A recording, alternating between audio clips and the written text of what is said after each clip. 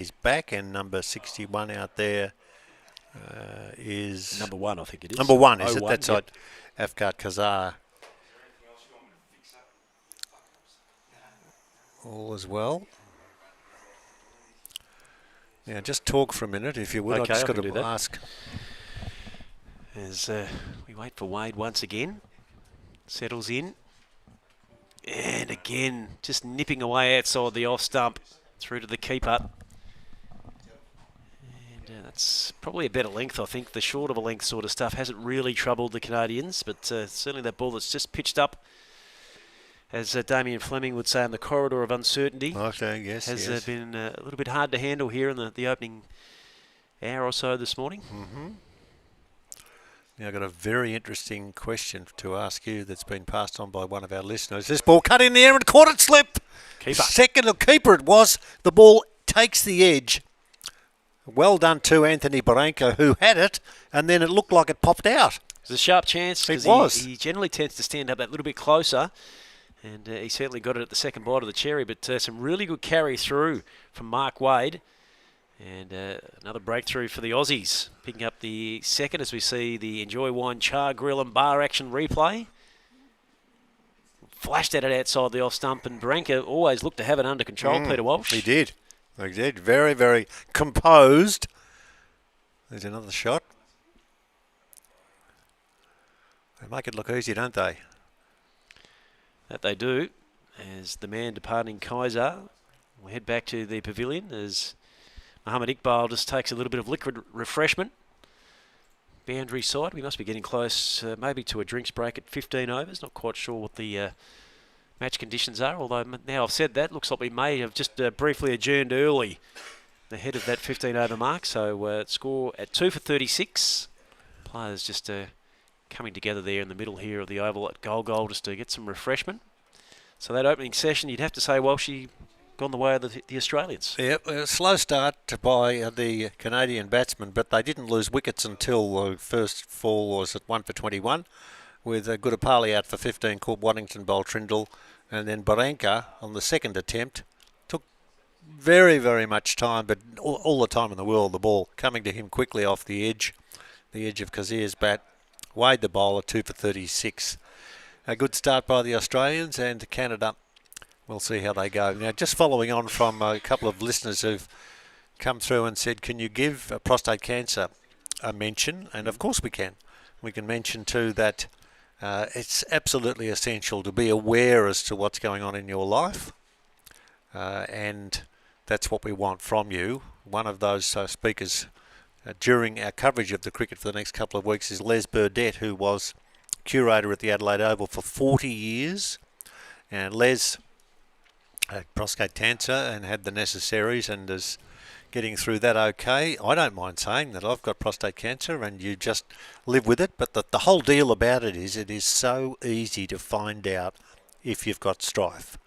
And I'm being as honest as I can possibly be. It's not an invasive check by the doctors. It is a blood test. That's all. Nothing more. It used to be a little bit invasive, and so we won't go there because it's not. But it's checking the blood, and they will tell you, the GP will tell you how you're travelling.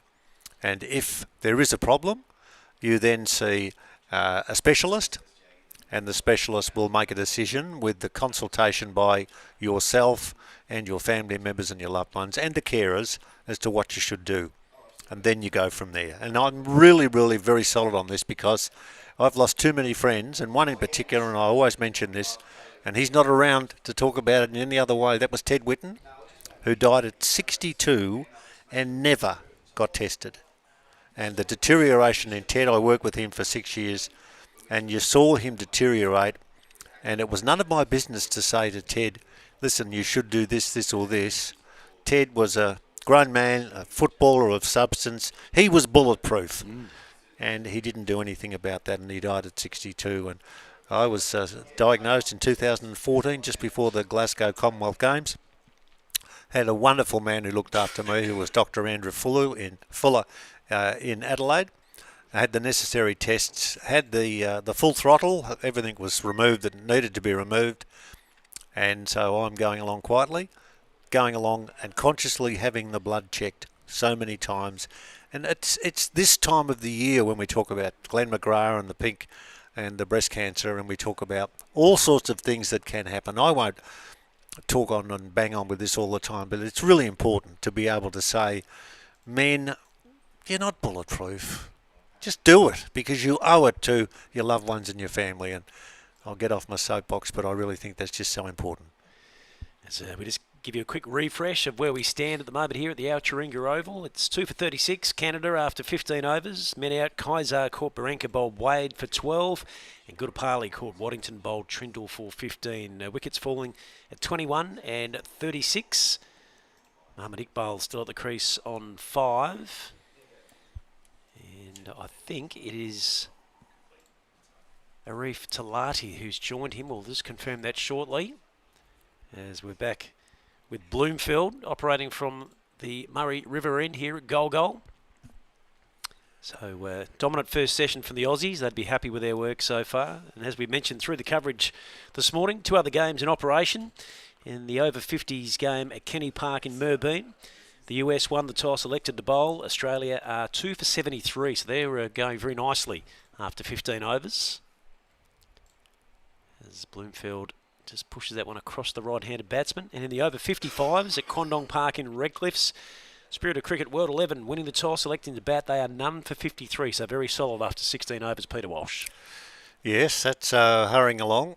Good steady work with the Australians pushing hard with the field that is up, ready for a tickle through to the keeper.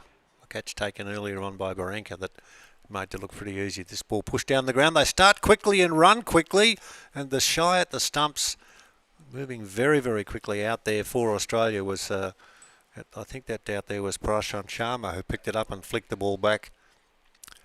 But the Aussies on their toes. A lot of chatting going on. Mark Wade getting across, flicking the ball back towards the bowler. And the communication out there is just so vital, just to make sure you know what's going on and giving your best mate a little bit of a chance to feel the vibes if you're looking for information to be passed on. Just to confirm that we've got, looks like it's Anand Haraharan out there at the moment. He's got the number 27 on. We had him in 27 and or 2 on our team sheet, but it looks like he's gone with the number 27.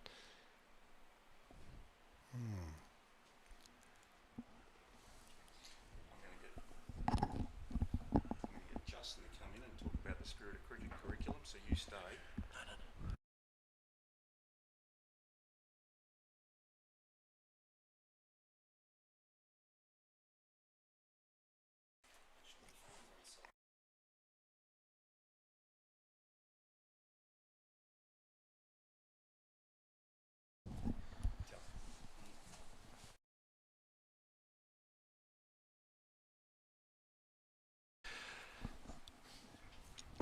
Pat Silcox has jumped out for a sec. Justin Nelson, one of the Nelson twins, has been kind enough to pop in and say hello, looking resplendent in the Spirit of Cricket top. How are you going? I'm going very well, thank you, Walshy. Yeah, the jackets are very nice, aren't they? Aren't very they? comfortable and very warm, because it's a little bit nippy down here in Mildura. It's been crazy. We've tried to work out what sort of gear to wear, and I feel like I've bought 3 wardrobes up from Bendigo because we might have to change on quite a few times. Well, lucky the Spirit of Cricket has got all the attire we need. They Walshy. have. Now, here's some information to share with you. The information is that when I went over to the Canadians earlier on, had a bit of a chat, very obliging, as are all of the teams. They want to give us information so we can pass that on. And one of the snippets of information was Golgol. And I said to them, do you know what Golgol means? And they said, we know what it means in India. And I said, well, this is not India, this is Mildura. And the lady was so pleasant. She said, in Golgol, or in India, Golgol means going around in circles. I said, well, that's pretty good. That's what we're doing. But they were so obliging just to say, g'day, how you going? What can we do to help? This is a new country for us. We're enjoying it immensely. Please tell us what we can do to help the Spirit of Cricket. And you know a fair bit about it. I know a little about it. Well, speaking of being obliging, they were a great audience yesterday when I Yep. delivered the Spirit of Cricket curriculum at the Settlers in Mildura. Well, tell us about it. What the Spirit of Cricket curriculum is all about teaching people to respect the game of cricket and all the people involved in it, the players, opposition, and particularly the umpires, which, Walshy is very, very important. Are you then suggesting that we don't respect it enough? I'm not suggesting that we don't. I'm suggesting that there is room for improvement, I think, at all levels. And to be quite honest, at international level, that what we're watching here, the Spirit of Cricket is just amazing. But there is a lot of work to do at club level. And all these guys that are playing out here play at club level also. So I'm hoping that they'll take the lessons that they learnt from the presentation yesterday back to all their teams, and we'll be spreading the word of the Spirit of Cricket all around the world. Can you talk about your presentation? How did you try and get the message across? There might be some who are thinking, oh, what does this bloke know? How are we going to learn anything from him? How did you then get over that barrier to make sure that your words, and I've seen you in action, you're very strong, very vibrant, but very honest. How did you get the message across? With a bit of humour. Walshy, I always find, and I say that at the start of the presentation, yes, this will be educational and there'll be some great points that you'll take away with you, but we are here to have a good time and enjoy ourselves. So I encourage people to get involved in all the conversations we have, and I encourage a bit of good banter during the presentation. So I think that's what makes it what it is. It's educational, but it's engaging and it's humorous. Do you have to go out and find your own detail before you present it as you would in a very professional way? How do you know what you think will be the message that you need to deliver? They're basic cricket lessons. Play hard, play fair, respect the umpire. And what I do is I just bring those conversations to the surface, and then everyone else gets involved and shares their experiences. And at the end of it, we hope that people walk away with some strategies to deal with situations that come up in a game of cricket. Do you want people to come and talk to you and say, look, here's an example that I saw 3 weeks ago at Goal when I was seeing Australia play Canada, and there are a couple there that were waffling away and they said a few silly words and I thought, this is not right, I don't like this. What does someone do if they see that in action? The idea is that you will handle the situation in a gentlemanly manner. Well, how do you do that? How do you do it? Well, someone's really angry. If I was really angry at you, and I couldn't imagine that being the case, if one word can put strain on a relationship between people who don't know each other, and if I offended you in any way, and I won't do that, but if I did, and you took umbrage at that, could you use that to try and turn me around and say, well, hang on a minute, don't say things like that, that's silly. Because you've got to be so careful with the spoken word. Well, absolutely, but yeah, we encourage a bit of kindness and forgiveness at the Spirit of Cricket as well, that every now and then people do get heated in the moment, and we encourage that if you are on the end of that have a little bit of kindness and understanding and allow that person to calm down as well. I think that's important.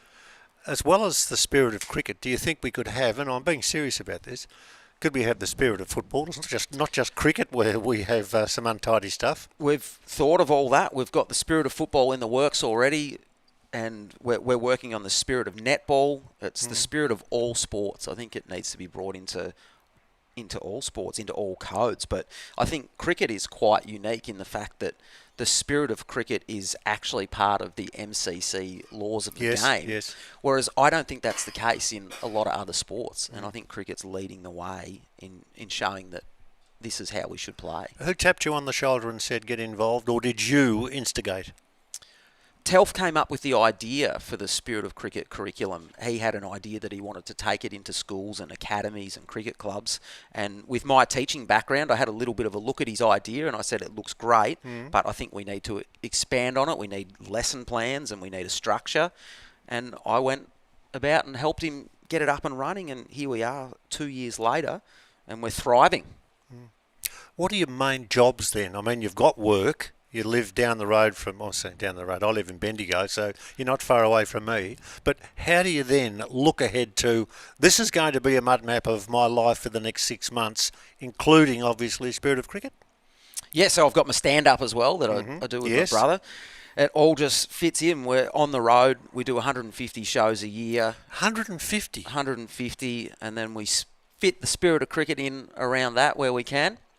And we've also got another couple of workshops that we run, a mental health workshop and Yep. a leadership workshop. So pretty busy, Walshy. Score at the moment is 2-4-43. That's the score for Canada, who are playing against Australia. All right, you get your gigs, if you don't mind me calling them that. Is this the favourite part of your work? And that is doing something that you obviously like. And the thing about it is, being a school teacher is one thing. You can check to see how the kids are responding to you at the front of the schoolroom. But the feedback, what's that been like? I like doing the presentation because the audiences are better than comedy audiences, and they're Yep. better than students at school. These are the best audiences ever. Yeah. Why? And- What makes them so good? Because everyone here loves cricket. Yep. And there's Yep. no heckling, Walshy. There's none. I'll go along. We can do that. There's no heckling at the Spirit of Cricket presentations, which is amazing. Do you get much feedback from the audience? Yeah, absolutely. Lots of feedback after the show. I had lots of people come up to me last night and they really loved what we're doing and Yep. spreading the word of the Spirit of Cricket. And I wouldn't be surprised if we get a few presentations out of it in other places, other countries, hopefully. You're a very professional performer. I've seen you in action and I enjoy your work. Spontaneity is key as a comedian to be able to get that message across. Do you continually have to work on what you're going to say? Does it have to be different all the time to make sure that it's fresh? No, I don't think so. No, it's like a performance. The Spirit of Cricket presentation that I do is very much like a comedy performance in the sense that I've got a script, and I can go off script any time and conversations go the way that they go, but we have a very set plan, and the PowerPoint that we use is very similar to a script that I use in comedy. You try and stick to that, and that keeps you to time, and it also keeps you on task for what you're talking about. There's serious questions to follow. Are you a bit concerned as someone who likes cricket and is heavily involved in the spirit of cricket? What you see, and not just to take it on board now as we think there is a wicket, there is. I think there's been a screamer of a catch Yeah. there, Walshy. Let's have a look. Everyone's patting number 73 on the back, and number 73 is Andrew Sharp. We might see a replay. He's been given a man hug, so I'm thinking that he's fairly happy. There's our action replay. Enjoy Wine, Chargville and Bar. The bowler is Anthony Bloomfield. And that ball outside the off stump, and he's gone the big drive, and it's in the air. And the diving catch in the right hand. Excuse me. That ball falling away, but the fieldsman diving across and plucking the ball only a couple of centimetres away from the greenery out there, the turf. And that's a big wicket too for the Australians, who have Canada now on the back foot with that third wicket, 3 for 45. Let's have a look and see if we can pick up who took the catch. It was Kratzman who gets across now, and he's pretty happy. He gets across and says a few things to Andrew Sharp and then walks away. But that's a good wicket, and you've brought some luck to our commentary spot, my friend. But getting back to the substance of what you're doing, you then walk away from this gig or whatever it is, and the rest of your year is planned. And what about Spirit of Cricket? Where does that fit in then? Spirit of Cricket, it just fits in around everything else that I've Really? got going Yeah. on. Yeah, so 150 gigs a year, it sounds like a lot stand-up wise, but it's only 3 a week, so I have... Well, that's enough. well, I've got plenty of other Yep. nights of the week where we can get out and do the Spirit of Cricket presentation, and I don't know if we've got some details that we can put up on the broadcast Yep. at some point, how to reach us, but Do it we'd now. love to get on the Spirit of Cricket social medias. Yeah, I think someone's going to put them up on the screen for us now, which would be fantastic. Yeah, But Pat's, he's all over everything like that. we're easy to find, and we would love to come out to your cricket club, your school, your academy, and run a Spirit of Cricket presentation. Now, what you're doing is you're getting the message across to us as we see the next ball after a new batsman comes to the crease. There'll be a couple of runs, so it's 3 for 47 now, Canada. 3 for 47 here at Goal. You know much about Goal? I don't. No? No. Well, I'm not going to tell you much because I don't know much either. It's an easy name to remember, isn't it? Gol. Yeah. I'm very impressed with the facilities here. Yeah, the good. Indoor training facilities that they've got. This Yes. is just amazing. True. And just going back to the spirit of cricket, there's got to be a serious side to it, and there is. Are you now, because you've got focus on the job that you're doing, is there anything in your mind where you think, gee, this is a bit messy at the moment, what's going on with cricket? I'm not 100% sure as to how things are. Might be a bigger task for myself and brother than I would have thought, because there's too many untidy things that are happening. You are 100% right. There is a big job ahead of us. And it's not just on the cricket field, Walshy. We're not just about creating great cricketers. We want to create great people. And that's why everyone that attended the Spirit of Cricket presentation last night, they walk away as custodians of the Spirit of Cricket. They're teachers now. They have to go back to their clubs, back to the young people that they influence, and make them not only great cricketers but great people. It's about being the best you can. It's about respect on the cricket field, but respect in life as well. So we've got a big job ahead of us. Behaviour. That's a word that I want to use, because oftentimes, and this is not a reflection on television cameras where they might jump for the TV news and there's been a fight in the under-17 grand final and they show kids going in and donging each other, or someone's being sent off, or there's been some untidy yapping from the sidelines. Is that the main problem? Behaviour, just chat, or losing your temper? There is so many different aspects of it at the moment. I don't know if you've been to a suburban junior football game of late, but they have signs up around the ground now that remind parents that the umpires are only human. Yeah. They remind people to stay back and not go onto the field. So I think we've got a lot of work to do across all sports, not just cricket. There's a lot of improvement in people's behaviour when they attend sporting games that we're trying to address. There are some comments that I could make about when Dad used to be alive, and that's a long time ago. He used to say to me, when you go to a sporting event, shut up, just watch.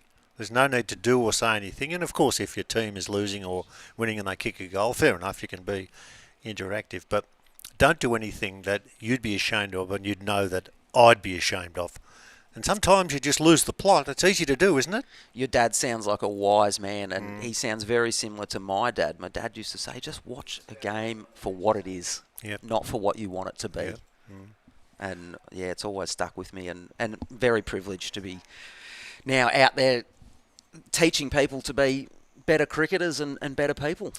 Well, I was going to ask you for a sentence to describe what you'd like to see happen. You probably just gave it to me. I think that defines it. Yep.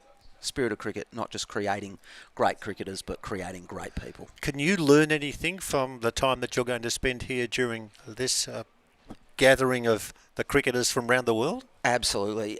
I have learned what the spirit of cricket can be. When you watch international level cricket, it is where it should be. These guys are really playing the game in the manner that it should be played, and I would like to see this at every level of cricket, and that's what I've learned from my time here. Yeah. Now give us the contact so we can get that across, and we'll talk about it plenty of times in the week and a half that we've got to go in our coverage of what's happening in the cricket here in Mildura. Give us the details. You can jump on the Spirit of Cricket Facebook page and follow us there. You can contact us through the Facebook page and obviously the website. Like every good business, we've got a website, spiritofcricket.com. Get on there if you would like to book a presentation hosted by myself. And your brother? And my brother. I'll bring him along. So, but how does it work with you and your brother? Do you get your name first or does he? Well, he didn't even join me last night. I can do this one on my own, Walshy. That's the great thing about the presentation is that I don't need him. Oh, well, he'll get that message through all right, mate. And can you relax now? I mean, we've been really thrilled to get you to come over here and have a chat to us and articulately get across the information, etc. But what's your plan for the rest of this day? I have to go, Walshy. I need to get to the airport. So I hate to be rude, mate. But no, well, you are being rude, but that's all right. I've got a plane to catch. So where are you off to? I'm back home to Melbourne. Oh, okay. Yeah. Well, look, I'm real thrilled to have a chat with you. It was good to catch up last night. I've met you before, and what Always you do pleasure. is you get the message across, but you get it across in a way in which people understand, and that's the best way about summing you up, my friend. Thank you kindly. Great to see you, Walshy. Good to see Thank you too. One of the Nelson brothers. You're the better one or the worse one? The good-looking one. Josh Nelson joining us here at Goal. The score at the moment as Josh takes a walk And so does Pat too, because he comes back in to sit down with that score at 3-4. Let's have a look. 50, is it? Thanks. Welcome back, Pat. Thanks, Peter. I was just sitting back and observing some really good banter, as the young man put it there. It's all about the banter. As we've got another wicket here at Alturinga. Australia really starting to exert their dominance in this game, and they're just getting wickets at key moments through this opening session this morning. And looks like, is it our man Bloomfield once again, who is continuing to really burden the load here through the middle overs, working his way through 5 overs so far as we get an Enjoy Wine Char Grill and Bar action replay as we just wait for it to come up on the screen there. In fact, we'll get back to that shortly. But Australia, really impressive, Walshy, in this first hour and a half of play here this morning at the Alturinga Oval in Golgol. And Canada have got some work to do to really look to post a decent tally here. They certainly do. Now, can you extricate from the part of your body, will you extricate things to just go through the call of the card for those that have just joined us and would like to know who the batsmen were that were out, and give us an indication as to what the score is now? Can do, my friend. So first man out with the score at 21 was Goodapali. He was out caught Waddington, bowled Trindle for 15. Then it was Kaiser who was caught Baranka, bowled Wade for 12. The score was 2 for 36. And Muhammad Iqbal fell to Bloomfield, caught sharp bowled Bloomfield for 9, so that took the score to 3 for 45. And then just there, Haran out with his score only on 8, and the tally 4 for 52. So Bloomfield has 2 for 25. Wickets also for Craig Trindle and Mark Wade. So the Australians were up and about, Peter Walsh. Yes, they have really now taken control of this game. Early days, of course. It's a 45 over game.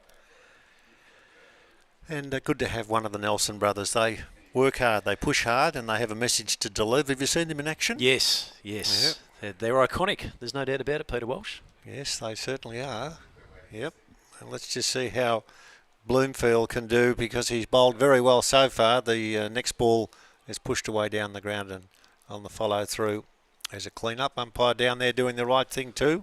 It's good to see Billy Bowden getting across and handing the ball back and completing the over, as the bails have to be put back on the stumps. End of the over, and the score is, let's have a look, 4 for 52 at the end of the, just have a look. Be the 20th, I reckon we're done. 20th, 4 for 52. Peter Walsh and Pat Silcox joining you here at Golgol. Beautiful part of the world. No question about that. As what have we got here now? We've at the crease, Talati. He's on 3, and our new man looks like it's Imtiaz Ali who's joined him. Just faced the one delivery so far, so he'll look to get himself set as the Australians look to make just a couple of changes to their field setup here, and they'll continue with Mark Wade from the Sturt Highway end. So far through 4 overs, no maiden, 1 for 7, so very tidy. Let's just refocus the binoculars. There's this ball down the leg side, and it's tickled away very well indeed. Down to the boundary, and has it hit the rope? No. Geez, some good strong running out there, and a bit of fartlek training now by the Australians in the field, because that looks certain to run for a 4. It was tickled very fine down the leg side, but cleaned up just on the boundary line, and he's not too sure, the fieldsman down there, as to whether or not it's gone over the ropes. I don't know. It was a good bit of work from Grant Milbank. It was. He put his body on the line, didn't he? He certainly did all right. So the next ball. Now this is the Iceman. He is. The Iceman, the captain. He's been at World Cups in Sri Lanka, South Africa, and in the Caribbean. And he's the Iceman. Okay. Well, wonder if he talks like that. He may well. Hopefully we might have a chance to get him upstairs at some We don't stage. want him for a while, though. We want him to make some runs. Well, that's true. Maybe we can get him up after he's made a half century. That'll do. Yep. The Australians now reverting to a change. Kratzman now walking away from first slip. What's happening? There's a cricket bat out there that has been taken from the man at the non-striker's end. and utilised superbly there by Paul Ryan. And they're getting themselves organised. That's all right. So we're back to a deep first slip, and let's have a look. We slipped well back, and then the second slip. This ball outside the off stump and away. The bat flew. No contact, pardon me. And it's through to the keeper. It was an expansive effort there from Ali, who's looking to signal his intentions right from the jump here. Had a bit of width outside the off stump. As you mentioned, Walshy, they've packed that offside field there for a bit of protection, but he was going to take it on, back himself in as Wade continues. Short of a length, and it's just dabbed out towards backward point. Nice little bit of 1-2 work there between Paul Ryan and the keeper, Anthony Barranca. One thing that's certainly been evident, Peter Walsh, so far this morning, the Australians have been electric in the field, haven't they? Yes, they have. They have. You can help me out with the field position here, because there's the keeper, but this first slip is well back. He's almost standing at second there, He I is. reckon. Yeah, that's Kratzmann who's there also. And that's a little bit unusual, isn't it? Well, given the athletic ability of Barranca, they probably feel that he can maybe cover that gap between first and second there. And you talk about good slips fieldsmen, you talk about stories that are being told or have been told, and I have to relate one, because if someone gives you a pearl of wisdom, you need to be able to share it. And I'd like to share this one, and it is regarding the late Bobby Simpson. I was fortunate to be on a cricket tour that completes the over now. The score is 4-4-55. And it was in Pakistan. And he was the coach of the Pakistan team, and I was fortunate to be there for 7 weeks. And we were chatting by a pool. David Boone was there having a talk. And Bobby Simpson said one of the ways that he got so good at being a slips catcher was he caught flies in the summer. He'd sit there. Caught flies. Caught flies. He'd sit there and he might be watching from a swimming pool, and he'd be just resting up, and a fly might land on his knee. And what he'd do is he'd just gently remove his fingers from, and then boom. Wow. And he said they helped his reflexes so much. Now, Simpson was exquisite as a slips fieldsman. He was. And I thought, well, he should come round to our Christmas party and catch all the flies. But here's somebody who shared that secret. And, it's not something you tell at a dinner party, but because he unfortunately did pass away and we lost one of the best Australian captains of all times, what they do to get better at what they can do. And that was just a story that I always remembered, because just imagine, like, you're sitting there and bang, you got to catch one. Snaffled one. Yep. Yeah. So we've got a bowling change from the Murray River end here at Goal. Prashant Sharma, the Canberran. According to our run sheet here, right arm leg spin. So they are going to take a little bit of pace off the ball now after the opening 21 overs of pretty much seam up with the new ball. 4 for 56 Canada. And in the toss electing to bat in this first game on day one of the Global Spirit of Cricket Festivale. Pat Silcox, Peter Walsh bringing in the action here from Al Chiringa Oval in Goal. Clouds have really started to roll in after blue skies abounded at about 8:30 this morning, but still very pleasant for all players concerned. Temperature sitting around that 16-degree mark at the moment locally. So, as we can see with the left-hander on strike, I've got a man deployed out on the deep mid-wicket boundary. And that looks to be all outside of the circle. They've certainly got a big ring on the offside. Man on the ring there at backward point. It's also man at point, extra cover, mid-off. So still attacking the mindset, Peter Walsh, in the field for the Australians. It is. Yep. Just watching the handshakes down there and the waving from Grant Milbank, who is bouncing around and throwing his arms left, right and centre, maybe throwing out some hints. And as you look from where we are, not a bad spot here in the stand, is it? Really central to the wicket square, so we've got a perfect view. All the action here is Sharma right arm over the wicket, See if he can get some purchase from this goal surface. Ball attempted to be heaved away to the onside. Looks like we've got a wide call there, have we, by umpire Bowden, characteristically. Good on you, Billy. Well, what they've done is also they've got a man in behind square for that sweep. And it looks like that's Craig Trindle down there, not too far away from where the batsman is facing it as we speak.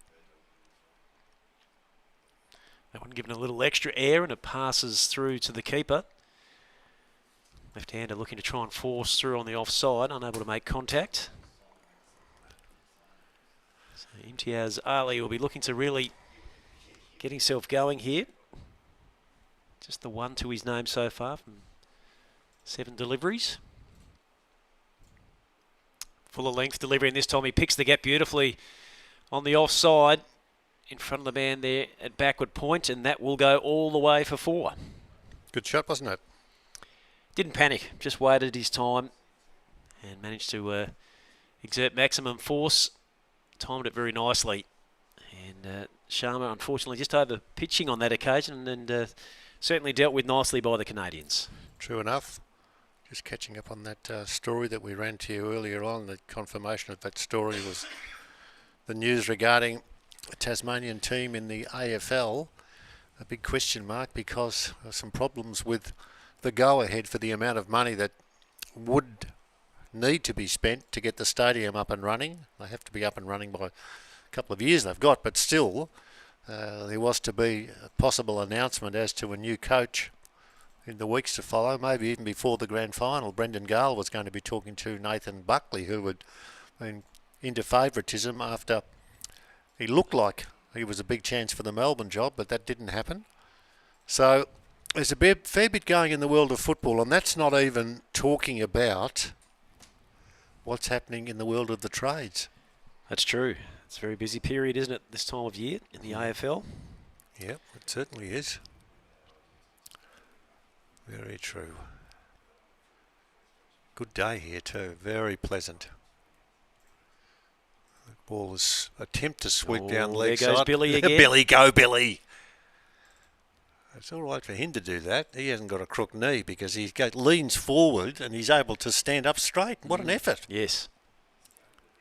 Not sure if Sharma was looking to maybe go the wrong in there, just pitching the ball sort of outside the leg stump. This time giving it a nice bit of flight. And well controlled by the batsman, so that's the end of the 22nd over. And scoreline 4 for 61 Canada.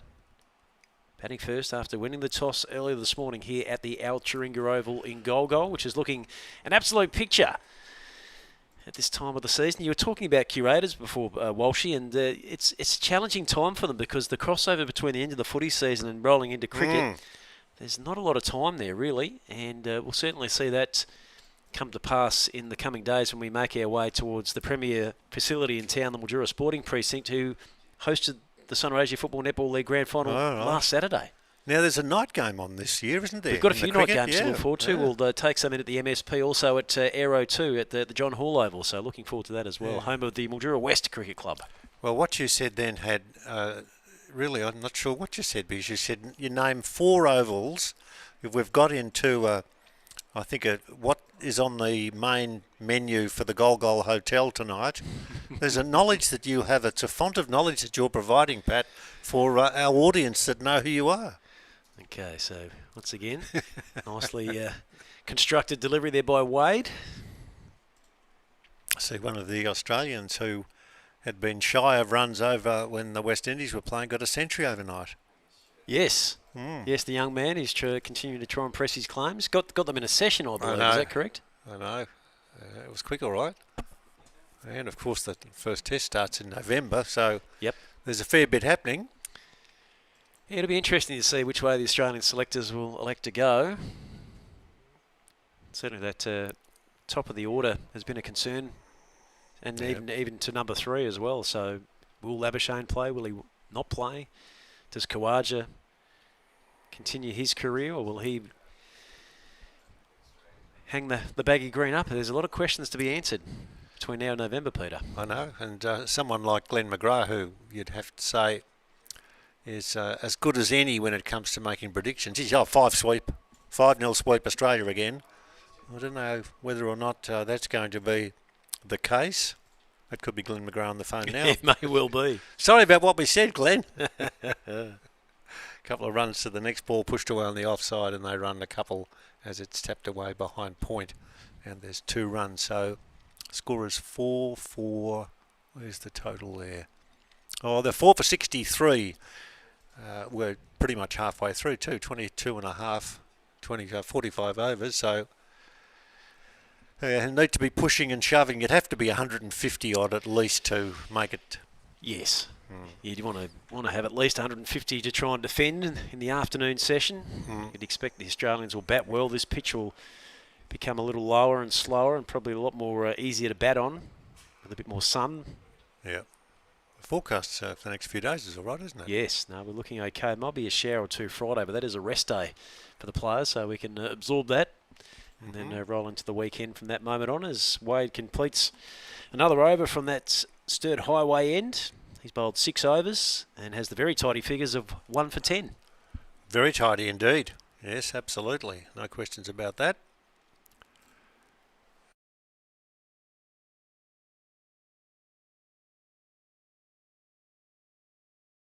Alliance Biograin grows organic grains for strength, vitality and joy. Every grain carries the strength of the land, bringing real nourishment to every table. Because health isn't just about eating well, it's about living fully. Organic nutrition meets senior cricket. Alliance Biograin and CCMC, nourishing seniors, 1 meal, 1 match, 1 moment of joy. Welcome back to the Al Chiringa Oval in Golgol for day 1 of the Global Spirited Cricket Festivale 2025. We're set up an absolute treat here across the border in New South Wales in Golgol for our opening game between Canada and Australia. As the leg spin of Sharma continues from the Murray River end. Canadians 4 for 65. Wickets to fall so far this morning. Kaiser for 12, Gudapali 15, Iqbal 9, and Harry Haran for 8. Bloomfield being the most successful of the Aussie trundlers. 6 overs, 1 maiden, 2 for 25. Pat Silcox alongside of Peter Walsh, who's continuing to explore the developing Tasmanian AFL situation. Thank you, Pat. Delight to be with you, as was the case last year when I went home and then had to go out to pasture for a while to recover from working with you. But that was okay. That was all good. Tasmania's proposed AFL stadium shouldn't be built, according to a damning planning report that says the monolithic project is too big for the site and not worth the cost. The State's Planning Commission on Wednesday released its final report into the $945 million Macquarie Point venue. $945 million, a condition for Tasmania entering the AFL in 2028. The report's recommendation is not binding but could sway a parliamentary vote on whether to give the stadium the green light.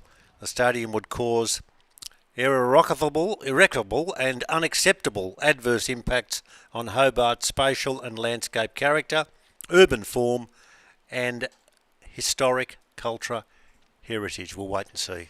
Well, my question to you, Walsh, is if the stadium doesn't go ahead, does that jeopardise them coming into the competition? I know the licence is already signed off on, but gee, that was on the basis of that have a brand spanker to play out of.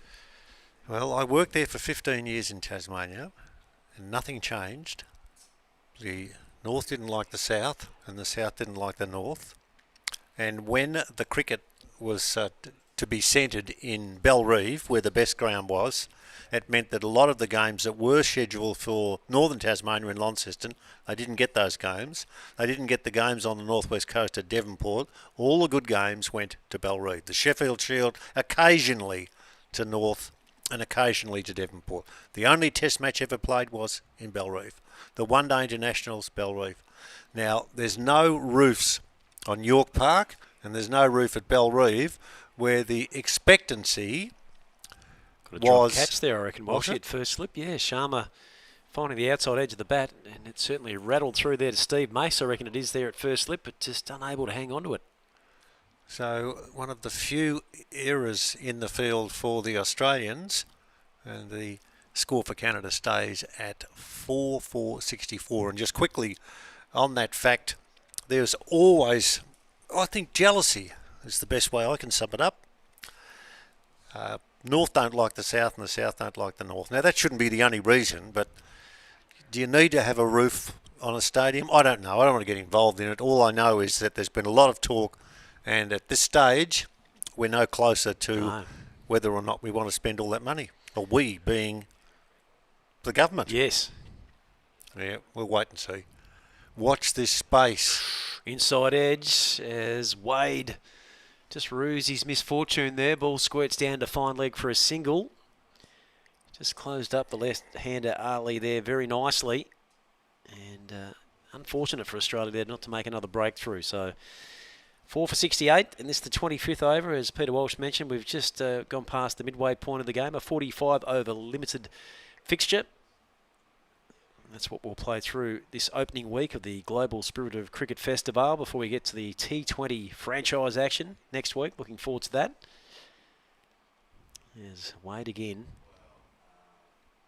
Full of length and swinging away from the outside of the right-hander, but he dealt with it beautifully, striking it through the covers all the way to the boundary. So nice bit of work from Talati there. He moves along now to 11. And the score is 4 for 72 after 24 overs. Just the 6th boundary of the innings so far, Peter Walsh, almost through 25 overs. Yes, they haven't had to trouble the scorers. Well, we are the scorers, I suppose, as well as the broadcasters, but it's not that you're going to have Billy Bowden hurting his arm by waving boundaries, and nor Chiller, Charlesworth, the same. So it's been good tidy bowling by the Australians, and the field's been pretty good too, and in that situation they're doing pretty well and staying with the flavour of wanting to work through this game and give their top order not too much to chase. And of course we're going to have the possibilities and the probabilities of seeing Andrew Kratzmann at the crease, who did so well last year, and his father Neville, and I think really his father's one of my highlights. He's just such a wonderful man who was doing throwdowns earlier this morning. He's in his 80s. Yep, loves to be a part of it. Yeah. He's a team man, trying to do his best to help the boys prepare and be ready for this opening encounter here this morning. Well, he's enjoying himself too, and drove all the way down with one of his sons. They just kept talking. I said, "How'd you go?" He said, "All right." I said, "Did the time go quick?" "Oh, I talked for a while." "How long?" "The whole way." It's fair enough. It's a fair drive from bloody Queensland, isn't it? Yeah, it is. Would have been a few stops along the way, you would have thought. Well, I would think so. But he's wandering around and just wants to be involved. Good on him. Good on him. Swing and a miss outside the off stump from Ali.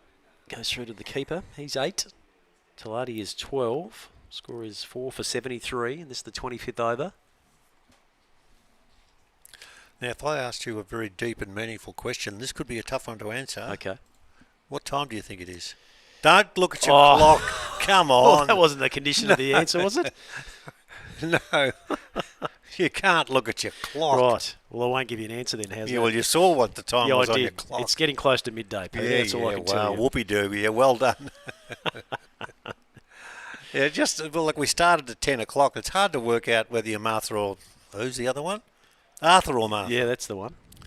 Because there's so much going on, and sometimes not, because that's a play and a miss outside the off stump and through it goes to Bodenka.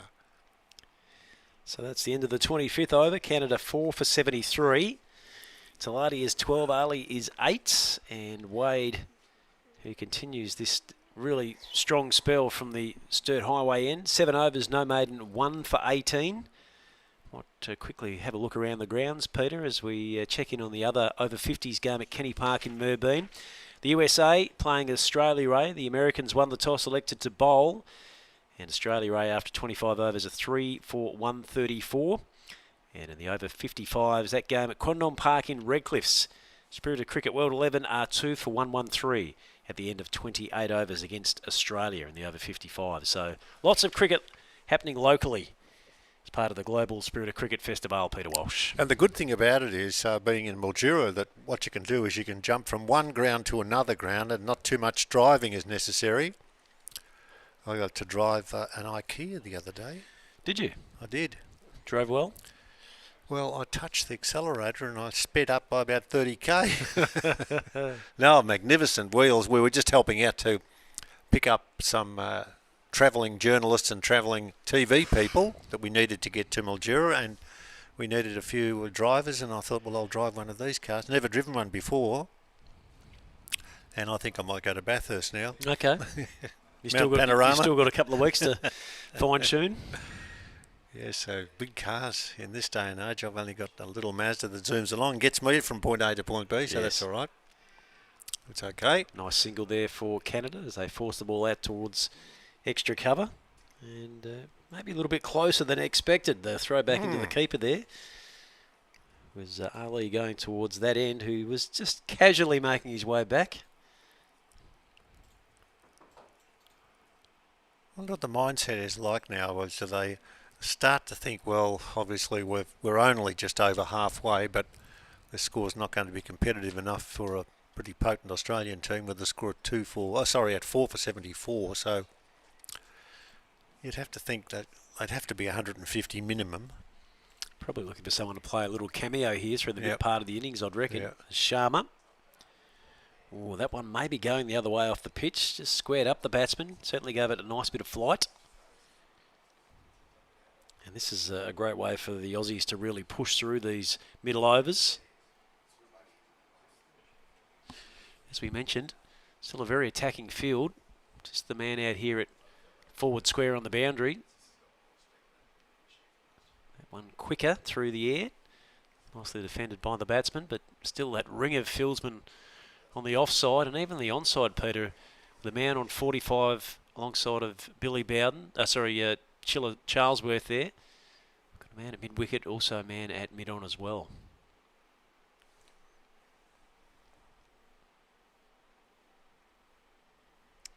Ali just digging that one out of the block hole, nicely controlled by the bowler Sharma. Had the opportunity to put a bit of pressure on the man at the non-strikers end too, just to make sure he was back inside his crease. So Sharma's just starting to find some good spots at the moment. This time it's swung away on the onside, bit of a leading edge to that, so it won't quite get to the full measure, but it's going to go pretty close. In fact, it will carry as it goes over the boundary there in front of Craig Trindle. And even though we had that decent drop of rain, Walshy, in excess of 5 millimetres, certainly made some good run across this Al-Chiringa Oval surface. Absolutely. Yes, we mention of the hard-working curators who get their job done, and they take a lot of pride in what it's like, etc. They'll get the feedback from the two competing teams, and no, that's good. That's good. Lush green. How far away from the Murray? That's just across the road, really, isn't it? Just straight across from where we are in the commentary box. And then there's a road there, and then there's some build-up area, but then we're just about on the river, aren't we? Right on the water, yeah. Prestigious Caramar Drive rolls across around the bend to the left there, which is right on the banks of the Murray. Yep. Well, Horse, who was, of course, our scorer, he drove this morning. Will I continue to sledge him? I think so. Feel free. He went the wrong way. Okay. Yeah. Hooked into a wrong turn coming off the main road as we drove out of Mildura. And he said, I think we go this way down to where that gate is. Right. And I said, yeah, look, that's what we do, but guess what that gate's going to say? And he said, oh, well, we'll get there. And I got down there and I said, yeah, it said what I thought, no entrance. So You'll know better for tomorrow, Walshy, won't he? But we did, and we drove around a couple of times, and we eventually got here to be greeted warmly by the arrival of the Australians and the Canadian side. And they will be able to take photos and go back home and think to themselves they've played at Gol. And what a thrill that is. So it's Simon Waddington now into the attack from that Sturt Highway end. So again, the Aussies electing to take a little bit of pace off here through the middle overs. And the big man will be darting them in, left arm around the wicket, just angled into the pad, so can Canadians able to just pick that one off for a single, so they advance to 4 for 80 now. And this is the 27th over, beg your pardon. Talati is on 14, Ali 12. So this partnership ticking the scoreboard over quite nicely at the moment. It is. Yes, I want the Iceman to be icy. Do something. There needs to be an upgoing of the temper because at the moment, like the occasional fall, but nothing out of the ordinary. No sixes, none that have really looked like it. It's pretty big ground. Next ball pushed away on the offside, just trickles off the ground, and there's no run. Wade's there fielding too. The Australians enjoying themselves. A lot of chatting going on there. The chatting going on with Andrew Kratzmann, who's just away there from the other Australian, in that's Grant Milbank out there. Next ball is right up in the block hole and not too much footwork there. Just jabbed out that and it pushed away on the offside, and there's no run, but Imtiaz Ali able to knock that away. As we saw last year, Peter Walsh, Waddington certainly plays a very important role in this bowling line, doesn't he? Yeah. Gets through his overs with a minimum of fuss and certainly gets through them quickly as well. This time he's throwing the ball just outside the off stump, trying to tempt the left-hander. Ball passes through to the keeper. So again, just the one man outside of the fielding restrictive circle, and that is perched out there at deep mid-wicket. Quicker pace delivery this time, just pushed out towards cover, no run. One thing you do notice, Pat, watching at Veterans Cricket, all of the exercises that are being done by all of the players during the over. And I see one on the sweeper's boundary on the onside, just doing some leg stretches, leaning forward, and the wind has picked up a little bit. Nothing spectacular, but I don't think you'd call it warm out there, but put it this way, you just look after those muscles, don't you? You need to, because if you hurt yourself in the early stages, remember last year, you can help me out, there's one of our players in the first game, one of our Australians. Owen Gilchrist, that's him, wasn't it? Yep. And he was near where we were broadcasting, and you thought, the poor fellow, well, you just got to look after your body there, and that's what's happening as we see. It looks as if that's going to be Sharma Prasant, or Prasant Sharma. You've got to work out what's the Christian name and what's the surname too. You've got to check all those out with the score at, let's have a look, it's 4 for 80 after 27. So the Aussies looking to try and make another breakthrough here, get a fresh man out to the crease. As the advancing Canadians this time will find the boundary on the broadcast side of the ground through cover. Nicely struck there. Advanced down the track. Arif Talati, and certainly made good contact that time, Peter. Hit it well. Hit it sweetly. And it meant to Andrew Kratzmann. Had to get his legs into action, get out there, but there was never going to be any possibility of picking that ball up before that rolled into the rope. Good shot, wasn't it? Yeah, played with conviction. Looking to try and take his game to the next level. This time Sharma's hard into the pitch, forcing the batsman back into his crease. And did pretty well in the end, because it certainly was a little bit of a quicker pace delivery, managing to deal with it pretty comfortably in the end.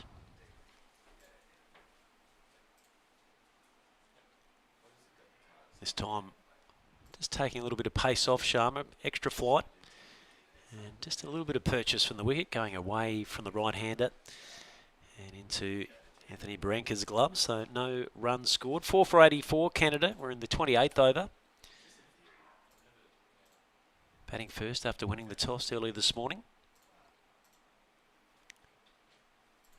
This time compact, nicely worked, dangerous. The throw coming in is an absolute beauty in the deep. Is it Simon Niche? The appeal goes to Charlesworth, the man at square leg, the umpire, but doesn't look like it's going to go the way of the Australians. I'm quite sure if we've got a replay look on this one, but my goodness, that was a pretty tidy piece of work. As the Australian continue to put on that perceived pressure in and around the ring. Looked to be an easy single, but certainly didn't prove to be so. And Canada lucky not to lose their 5th wicket there.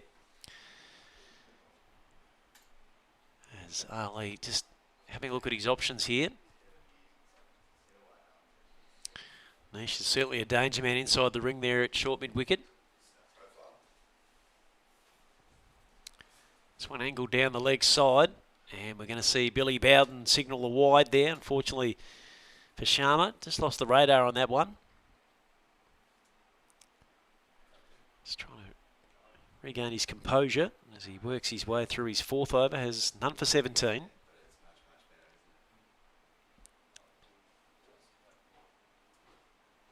This time he's throwing it up and outside the off stump. And I reckon we'll see a catch taken there in the covers on the offside.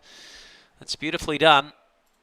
Sharma gets his reward. Catch taken there beautifully by Paul Ryan, the ACT. And Australia do get the breakthrough. 5th wicket to fall, 5 for 86. And the man out is Ali for 12. Caught Ryan, bowled Sharma.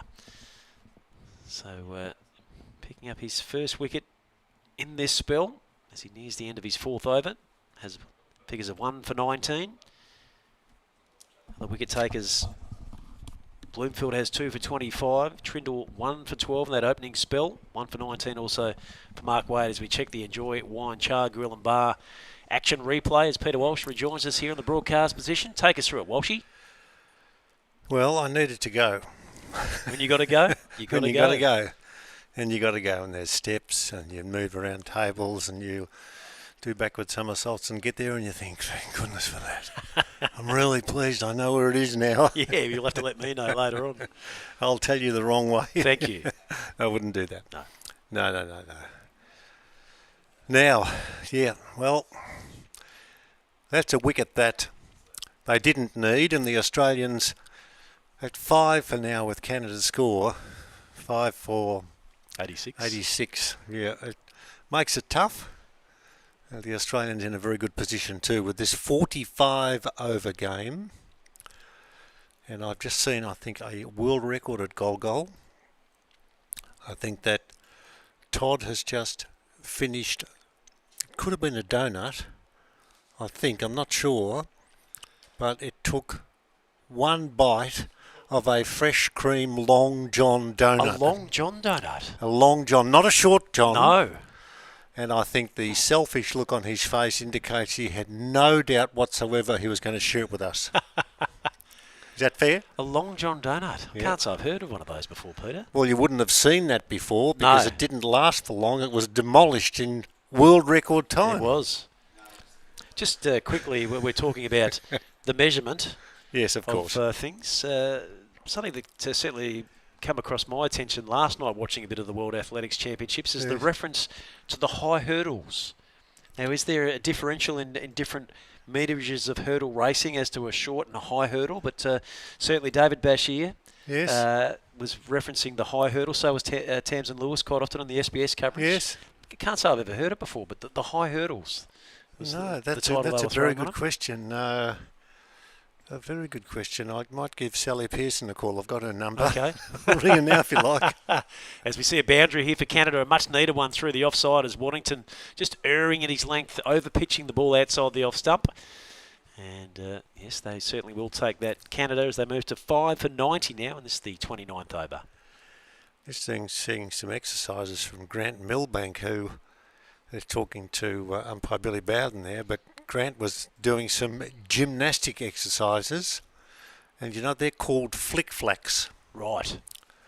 Now he just stands still and then leaps straight up in the air and lifts his legs as far as possible. Of course, he does that when he hasn't got a field the next ball, but he's gone back now to check to Billy Bowden, and that'd be good for him, wouldn't it? That'd be a thrill. Absolutely. Yeah, he's giving a few thoughts to Bill, who would meet so many players. It's extraordinary. Yep. Billy Bowden, well, you are. Date of birth, 11th the 4th, 1963.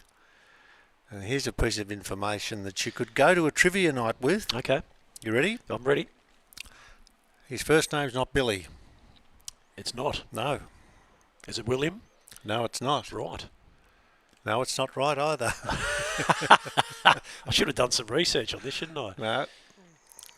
Come on, don't leave us on a cliffhanger, Walshy. Okay. His name is Brent Of course Fraser. it is. Yes.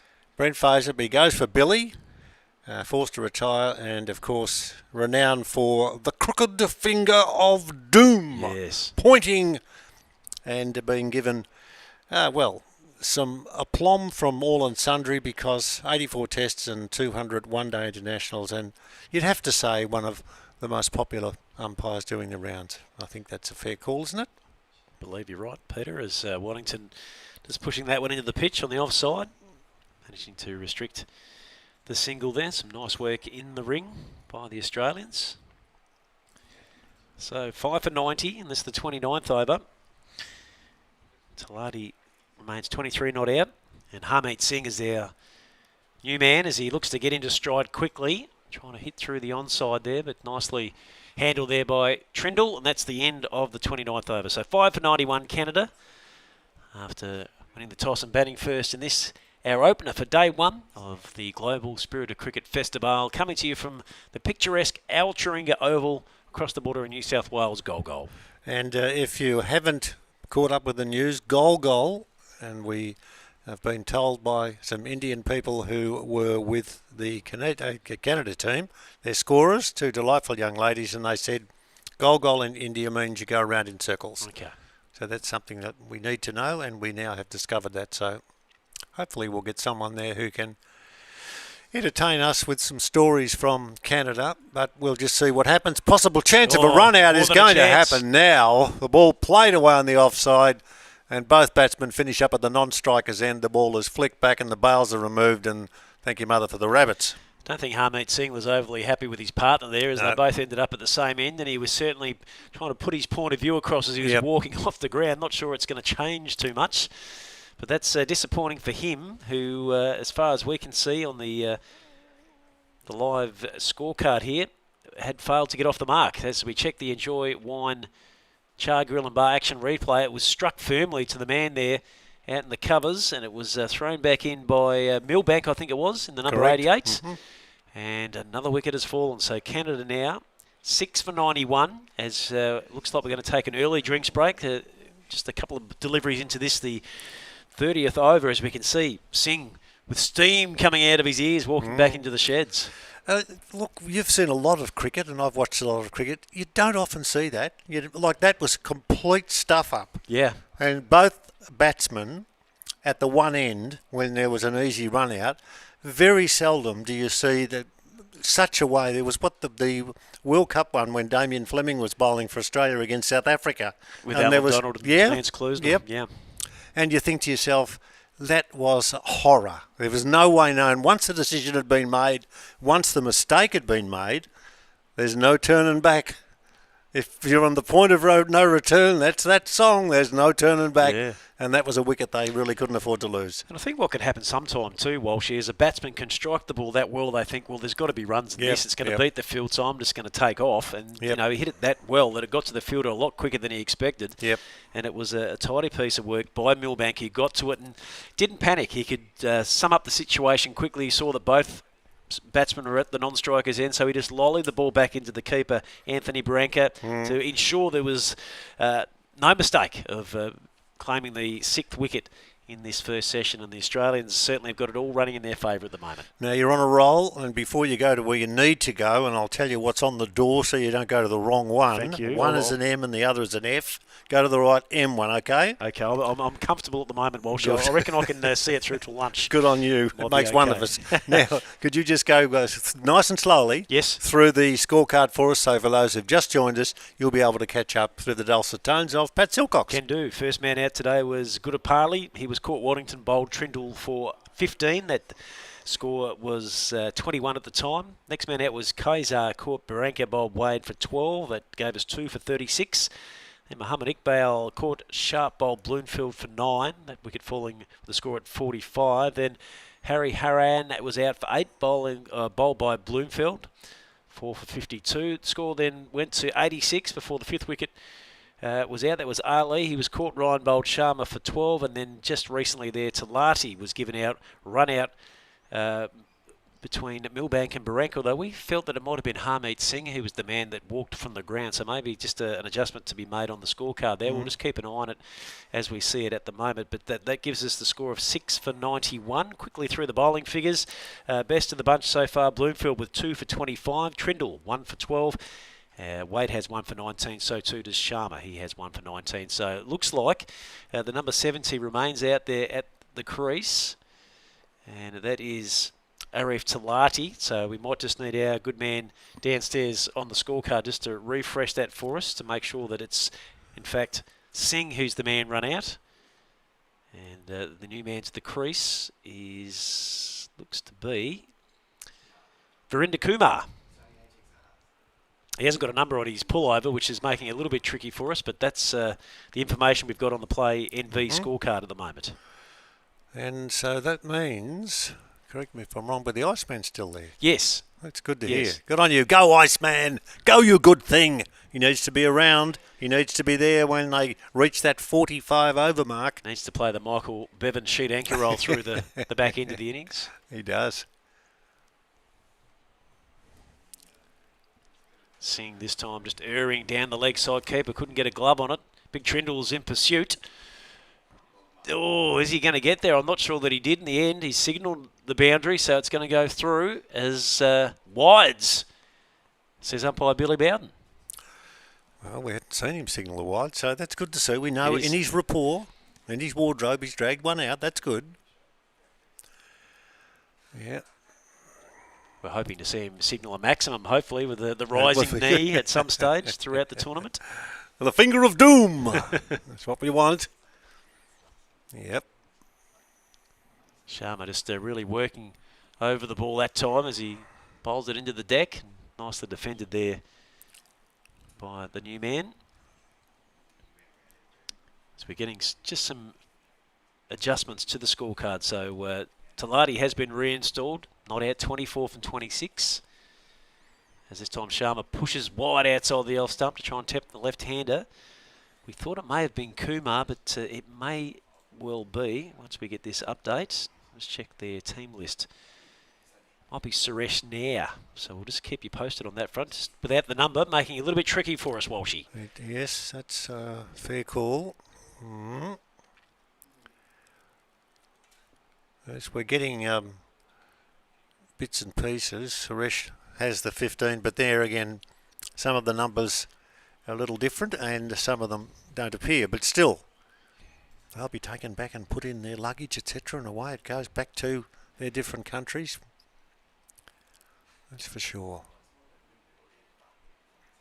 Gets a good stride of that to push it back to the bowler. And no runs scored there. So 6 for 95 Canada as we get our way through this, the 30th over. So after this one, 15 remain, Peter Walsh. Yeah, 15. They'd have to score at 4 and over. That's 60. That just gets them up to around about 150, but only 4 wickets, and that's a full toss, and it's smacked down the ground, but hit straight to the fieldsman at long off, and there's no run. So good tidy over for the Australians, and I've been impressed with number 91 out there. He's bowled pretty well for the Australians. Number 91 being first name Prashant and surname Sharma. So he just confuses us even more now when we look at the numbers and we're making sure that the names correspond with the numbers. Yes. No, he's bowled with good variation, hasn't he? He's certainly bowled some quicker deliveries. He's given the ball air at times as well, and he's got the reward of claiming a scalp in the last 10 or 15 minutes. As we just check our scorecard here, so it actually does look like it's Nair who has come out to the crease to join Talati. So Kumar will be the next man to come in. So Suresh Nair. He's at the non-striker's end as Waddington comes back into the attack from the... Well, not quite. He's just going to pull up in his run momentarily. The keeper wasn't quite in position. They were just making a slight adjustment to the field, the Aussie. So Waddington will get to the top of his mark and get set to do it all again. A good stat too on one of the players out there now. And the player that we're talking about, Nair, Suresh Nair, left arm spinner, His background was in India. He lost his passion for the game. And he was away from the game after losing passion for, I'll pause and I'll tell you in a moment, 25 years. 25. So he lost his passion. Okay. So I wish I could lose my passion for gambling and I could be off for 25 years. 25 years and his passion was rekindled and he's back playing. Good on him. Yes. Isn't that magnificent? It's a great story, Walshy, absolutely. That's a long time, isn't it? It is. Waddington once more. Again, he's the king of variation. He really mixes up his pace. Likes to take the pace off the ball, even though he's obviously only a slow left armer. Likes to just keep the batsman guessing. Get them drawn forward in their crease. The potential of a stumping with Anthony Baranka. He gets through his overs quickly too, which is good. And last year, in the inaugural Spirit of Cricket Festivale, Peter Walsh, we saw not only the bowling exploits of Waddington, but he proved to be a very handy batsman, and he took a couple of decent catches in the deep from memory as well. He made sure we told him about them too. Yes, he did. Did you get that one? Yeah, we did. Do you want to see it again? Yeah, okay, we go. No, he's good. And then that's the thing about it. When you reach a certain age, your body starts to say, I don't want this anymore, I don't want this hurts, etc. But these fellas, they really do take it to the nth degree to make sure they're as fully fit as they can be. A lot of preparation goes into their work, no question. Yep. This time Waddington just angling into the pads. Nicely dealt with there by Talati, and that's the end of the 31st over. And just waiting for that play in the scorecard to refresh. We've got 6 for 95 as it stands at the moment. And Australia certainly well placed here in this opening fixture at the Altrincham Oval in Golgol. Quickly around the grounds, the other O50's game is being played at Kenny Park in Moorbeen. Australia A are 5 for 183 after 32, after being sent into bat by the United States of America. And in our over 55s clash this morning, rolling into this afternoon, Quandong Park is the venue for that one. Spirit of Cricket World 11 are 2 for 145 after 35. So they're looking to put a pretty decent total on the board. Peter Walsh, maybe in excess of 200 at current pace. Yes, that's a big score. Hard to catch, hard to run down. So important to get away to a good start and not lose early wickets or not lose them in a flurry. And that hasn't really been the case with Canada, but a few of the partnerships have been around for a long time and they just haven't been able to put the scores on the board as quickly as possible. So that being the case, you wouldn't think that this score is going to give the Australians too much of a stretch. I'll just have to keep pushing. Let's just see whether or not Prashant Sharma can do some further damage. This ball outside the off stump tapped away towards Banfielding at point, or more so too. I'll just move away and check past the screen, and there's no run. Getting a bit of turn, Sharma, occasionally when he gives it that little bit of an extra rip. He's got the best haircut I've seen so far of the Australian team. This ball turned away on the leg side. They go through for the quick single. The return is an awkward one to be trapped by very much to the 4 wicket keeper and Anthony Baranka. And that's... you heard that alarm going off in the background. The alarm was for Joel from the local bakery to demolish 2 more donuts. Yes, they've just arrived, brought down by the Uber van. There you go. And that's good to see too. It's a sharing moment, but not for us. No. As Sharma continues. A little bit short of a length and nicely worked through the offside by Talati that time, but can't find the gap. As we do get to ever closer to the luncheon adjournment, Peter Walsh, what are you expecting? Last year we got a really brilliant spread of freshly made rolls and sandwiches. So I guess we look to expect more of the same in 2025. Well, I went downstairs for another reason. Yes. And I didn't see any food. Okay. But it's not lunch yet. No, that's right. No, but I think that we'll operate as a team, and Joel can look after the catering rights, and we'll be in business. There won't be any issue whatsoever then. I might get some crumbs. So 6 for 95 Canada, and this is the 32nd over. Now, it's a big shout out too to all of those who are involved in everything that needs to happen. I mean, we had to make sure that as the next ball played down the ground for a single to long off, they just work long on, it should be, and they get through for one. The deal is that there's so many things that have to be sorted. And when we pulled up this morning, it was the water had to come out, all the gear for the television people who are working so diligently at their trade. They need to be able to be aware what's going on and take their coats up there because it's a bit fresh. And the food, and it's no good a pie and a pasty. You've got to have something that's healthy and something to just sort of sit down and have a chat. And yeah, there's just so much in action. And so when the Australians are finished in the field, their batsmen get ready and away we go again. Yep, that we do. As we got a man in there at slip. Ball just to defend it out onto the offside. No run. Ground in really good condition. Football season here as part of the Mildura Football League, the minor footy league locally. Wrapped up the home and away season probably about a month or so ago. Did they? Really? Yes. So they've had a lot of time to get this ground up to scratch, and it certainly has come up a treat as there's a fumble there by the Aussies. But no chance of a run there for Canada. Bit of a miscommunication between Nair and Talati. So this partnership has netted 6 runs from 18 deliveries. Talati certainly has been very workmanlike, Walshy. 25 from his 35 deliveries faced. Yes, that's what they need. They need someone to be right on the money, and that's what he's been doing without question whatsoever. Being very tidy and tight, teasing the batsman, but making it easy for Chiller Charlesworth, the umpire. He doesn't got to do much except watch them spin through or not be offered a shot by the batsman. And they're on song, there's no doubt about that. Number 81 emblazoned on his back, Simon Waddington. And that ball is hit down the ground and not fielded cleanly, but tapped off the front foot by the man who's fielding in the deep on the offside, knocked it to ground and stopped them from going through for a run. Getting close to the end of what might be the 98th over. The 33rd over. It's midway through the 33rd. Here's a chance. And they go through for a quick single. I don't think Chiller was in really decent position to make an adjudication there. He's trying to spin and get back to his post there. And again, the Australians, gee, they've hit the stumps, haven't they? Have, a lot of yep, times through this first session in the opening game as we roll through to around about 22 minutes past 12 local goal time here in New South Wales. Now, Chiller's just making sure that the stumps are okay and the bails are on.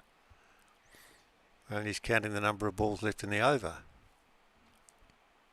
Let's have a look. Everything's sorted now. We're ready to go. Lots of things that the umpires have to do. They do. That one just held in the pitch a little bit. Awkward sort of bounce there for Nair, who couldn't really do too much with it. So that's the end of the 33rd over. And we'll just wait for our scorecard to update. I'm thinking we're looking at 6 for 98. The addition of a run there late in that 33rd over. So Waddington has bowled his 4-over stint very tidily. 1 maiden, none for 7. Chalmers through his 6th over has 1 for 25. He's going to continue from the Murray River end.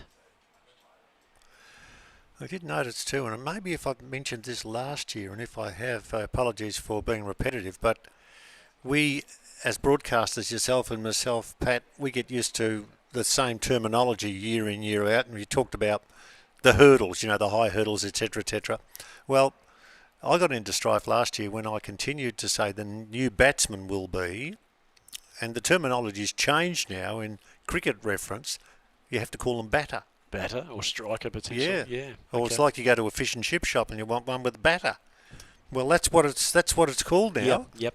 And my dad would have said that's not the right way to call it.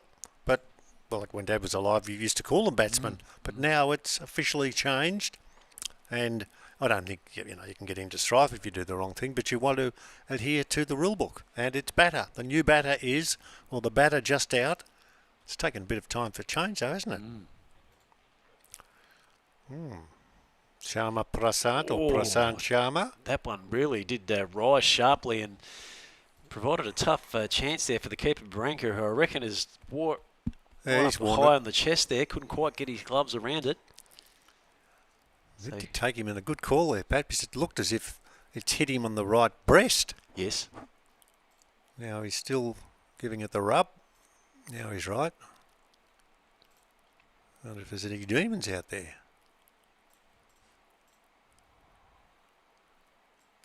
This one just forced outside the off stump. You can see just a couple of bare patches. Certainly one in line there, sort of an off middle line, and a couple wider about halfway down the track. So whether that ball previous maybe just got a little bit of that blank patch that just might have got a little bit of extra kick.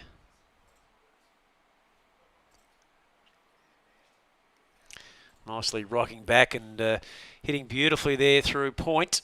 Ball's almost going to get to the line, but a nice bit of work again by Simon Niche. He's been very, very busy out in the field. Restricts that 1-2, but nicely played again there by Talati. He's probably looked almost the most impressive of the Canadian batsmen so far, Peter Walsh. Yes, he has. Seemed to have plenty of time, and only for the good fielding, as you said, of the Australians out there chasing hard and being able to prevent the ball from rolling into the boundary rope. There's only been, there wouldn't have been a dozen fours, I'd say, probably 5 or 6. That's all that ball, well wide of the off stump, and go Billy. He's done the wide. I'm not sure how you best describe that. He swivelled, moved quickly to his left. I'd love to see that again if we could. And then he hadn't finished. And he kept on going, and I thought, he looks like he's going to dive forward. He didn't, but he got it all together. Total of 10 boundaries in the innings so far. Is that 10? Pete? Okay, yep. okay. Yeah, that's the sort of thing. Edge it slip, good catch. No, not taken. Not. Looked as if it was a catch. And the umpire didn't have to make an adjudication because it either fell shyer. We might see the replay, but it was close. He's had a couple of tough opportunities, hasn't he, Stephen Mace, so far this morning and this afternoon? Let's have a look and see. Just diving away to his right-hand side. The ball was certainly going down rapidly. And he just picked himself up from his crouched position, so hard to readjust. But no doubt the batsman really flashed it hard at it there, so that made the ball come through at a fairly decent clip. It did, and you saw the ball lying behind him when he was lying on the ground, prostrate on the ground, and ready as he gets to his feet now, the end of the over, with a score at 6 for 101 after 34 overs. 45 overs is how many they'll face if they can stay there for that period of time. We'll wait and see. Can't see much from where I am here in terms of whether we've got spectators here. I'd say, well, with those that have travelled from the other side of the world for Canada, they'd all be here. And the Australians will have their relatives, etc. They'd be here as well. Start of a new over is pushed back down the ground and fielded on the way through there by Simon Waddington. So Waddington into his 5th over so far. Has the figures of none for 7. Certainly doing a job here through the mid to late part of this Canadian innings. This time the ball just pushed out into the onside. It's a role and a responsibility that I think Simon really enjoys, thrives upon it, doesn't he, to take it upon himself to really put the screws on the opposition at this point of the game. Not just bowling economically, but also always danger, looking to see if he could pick up a wicket. Certainly asking the question, Waddington. So he continues. This one a little bit fuller of length, and the batsman's only able just to push it back out towards mid-on. Australia would be pretty happy with what they've brought to the table so far. Canada 6 for 101. We're in the 35th over, so 10 to go after this one. They may well like to bring some of their early openers back into the equation too. Trindle still with overs up his sleeve, so too Milbank and Bloomfield.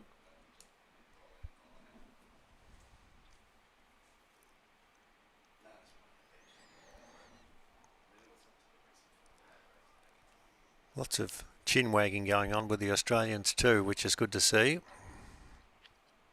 We had Josh Nelson, one of the Nelson twins, having a chat about the spirit of cricket and talking about how you like to see that. You like to see the interaction between players out there, particularly if they've got some good things to say to each other. That's a good ball too, just outside the off stump, and a little jab that failed to make any contact with the wood, and through it goes to the keeper. Certainly a bit of anguish from behind the stumps by the Australians. Feeling as they may have just missed an opportunity there. Stephen Mace with his hands on his cap. This time Waddington rushes through, putting a little extra pressure on the left-handed Nair. That's the end of the over. So 35 complete. Canada 6 for 101 here at the Al Chiringa Oval in Golgol as part of our Day 1 coverage, the Global Spirit of Cricket Festivale for 2025.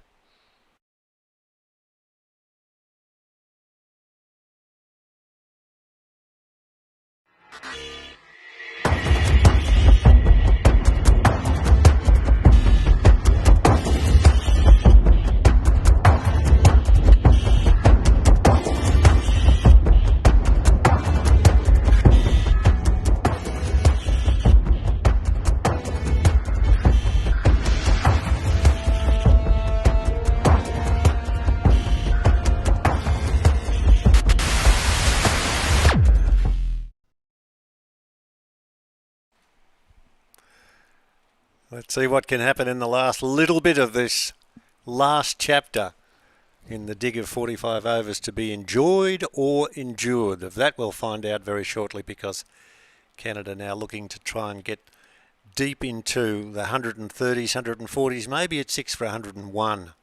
Waiting to see whether Prasant Sharma can do the justice as they look to get through for a single, and the ball flicked back in a hurry, and some exasperation being displayed by the Australians because that didn't miss the wicket by all that much. And they've been on their toes. We see a change in the field. And just not sure as to where they're going to do what now, as we see Anthony Barranca, the keeper, ready. Got him. And there's a wicket. And there's well bowled too. Number 91 is the man. Sharma with Prasant, the first name. And that's a good one, because we said they'd look to be 150 if that might have been out of reach. It could be now at 7 for 101. The wicket falling. Here's a look at the action replay. Enjoy Wine, the Char Grill and Bar. He comes in, tossed it up, and he's bowled him. Played over the top, and it tickled the bails and fell, and the Australians gleeful with that success at 7 for 101. Just got the ball to drop nicely, didn't he? Gave it a bit of flight, and then just got underneath the eye line of the batsman, who was unable to cover it, and it crashes into the furniture there. So Nair is on his way for 5, bowled by Sharma, and the score is 7 for 102 in the 36th over. So Sharma really finishing strongly here in this spell. Has the figures of 2 for 29. And the Aussies really firming their grip here for favouritism in this opening encounter. I think the big bonus that they would have is their boss, Andrew Kratzman, because he's been able to give the ball to others that are available. And it's been a workmanlike performance by the Australian bowlers. So a new man to the crease is Virinder Kumar, coming in at number 9. So still a bit of time to get himself settled here and get the scoreboard ticking over. It's just been that constant flow of wickets, Walshy. They just haven't been able to stem the flow, the Canadians, have they? Just at regular intervals, not getting the partnerships to build. True enough. And we've got a particular man out there at the moment who is multi-skilled, and I'll embellish in a moment because he's got some abilities at more than one sport. First ball outside the off stump, and he plays and misses. Kumar plays golf well, does cycling even better, and he's got some very impressive personal bests running the marathon. A marathon? Yeah, so he certainly has got what it's takes, but nothing said about his cricket. So, no. We're about to find out about that, I guess. Running marathons and darting through for quick singles, all it's going to do is pull a groin muscle or do something like that. But anyway, he's going to get off the mark with that tap behind point. There's a running back there for Simon Waddington, and he's off the mark with 1. Playing golf. We don't know, or don't know of many Canadian golfers that have... give me 5, please. Yes. I've got none. There'd have to be one, but none that There would be. urgently come to mind. No, I'll look that up while do you that. keep talking. Okay, Sharma. Well, gives that plenty of flights. Straight back to the bowler. Nicely fielded. And that is the end of 36 overs here at the Al Turinga Oval in Golgol. Canada 7 for 103. Batting first after winning the toss this morning. The Aussies certainly have had their measure throughout the opening session. Wickets falling with the scores at 21, 36, 45, 52, 86, 91 and 102. 2 wickets for Prashant Sharma, 2 also for Bloomfield. Craig Trindle has 1 for 12 from his 6 overs. Wade 1 for 19. So Australians really got themselves in a decent position here, and I think they'll be more than happy to be able to chase down a tally of 130, 140, which is what's looking to be the case that Canada will post here in this opening session as Waddington continues, as Peter Walsh continually ferociously looks for some Canadian golfers. Who have you got for us, Pete? The most recognised name in Canadian golf is the name Mike Weir, who became the first and only Canadian man to win the major championship by claiming the 2003 Masters tournament. Mike Weir. 2003. Yeah, also won 8 PGA Tour events and is a member of the Canadian Golf Hall of Fame. Okay. There you are. So, well done to Mike Weir, and we've got Varinder Kumar. Now, golf might mean he might be off 15 or something. He might be. It could be, but still, he gets a plug for being able to play golf and being able to cycle and being able to run marathons. I think he's got the opportunity to maybe go the long handle, get the golf swing out, see if he can put one downtown. Yeah, that's true. That's true. But it's good that they've just got not one sport in the golf bag. They've got a few more, and that's good. You play golf, do you? Not well, no. Not a game of choice for me. I think it's one of those sort of games that you need to play it regularly to get better. And I think you need to play it well. Well, that helps. But you can't play it well if you don't play it often. I certainly don't do that. No, likewise. Love to play. You watch women's golf and they make it look so easy. I know. The swing is just sweet. Yep. And normally it just whistles off down the fairway. No, I tend to spend far too much time chasing balls in the rough, in the trees. Oh, look, there's nothing more embarrassing than when you're playing golf and you've attempted to hit the ball, you've been off the tee first, and then after you've hit the ball, those that are waiting say, it's still yours. In other words, we've only hit it 10 metres or something. Anyway, we're not talking golf, we're talking cricket, and we're talking about Canada at 7 for 103 after 37 overs. Don't know what the back end of the Canadian team is. All I do know is that the Iceman and the captain, Arif Abdullah Talate, he's played in World Cups at Sri Lanka, South Africa, and he's also played in the Caribbean, so he's got experience. He would have to do something out of the ordinary now to be around at the finish, but to make 10 or 20 runs at least. Just gone back into his shell a little bit. He was almost scoring at a run a ball through his first 20 deliveries, but he's currently 29 from 49. Yeah, that's true. I think when he was involved in that run out.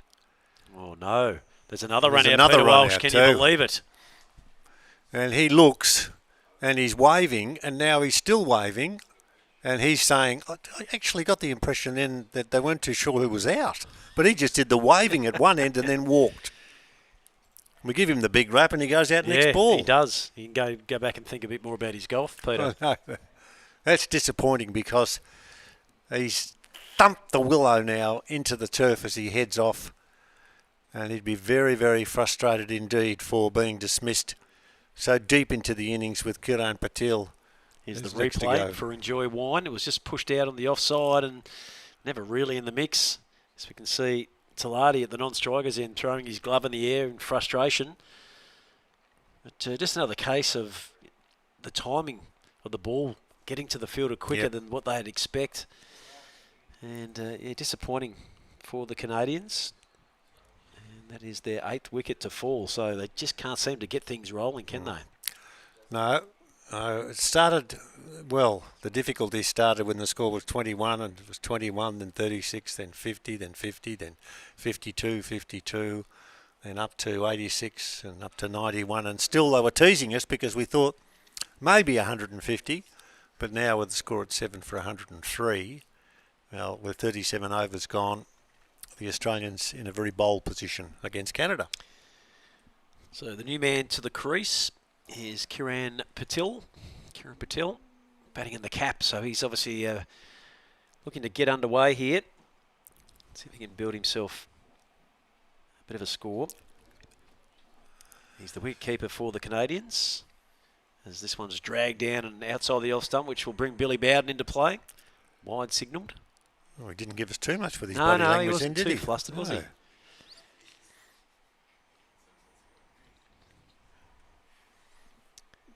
So Sharma looking to try and readdress the situation here.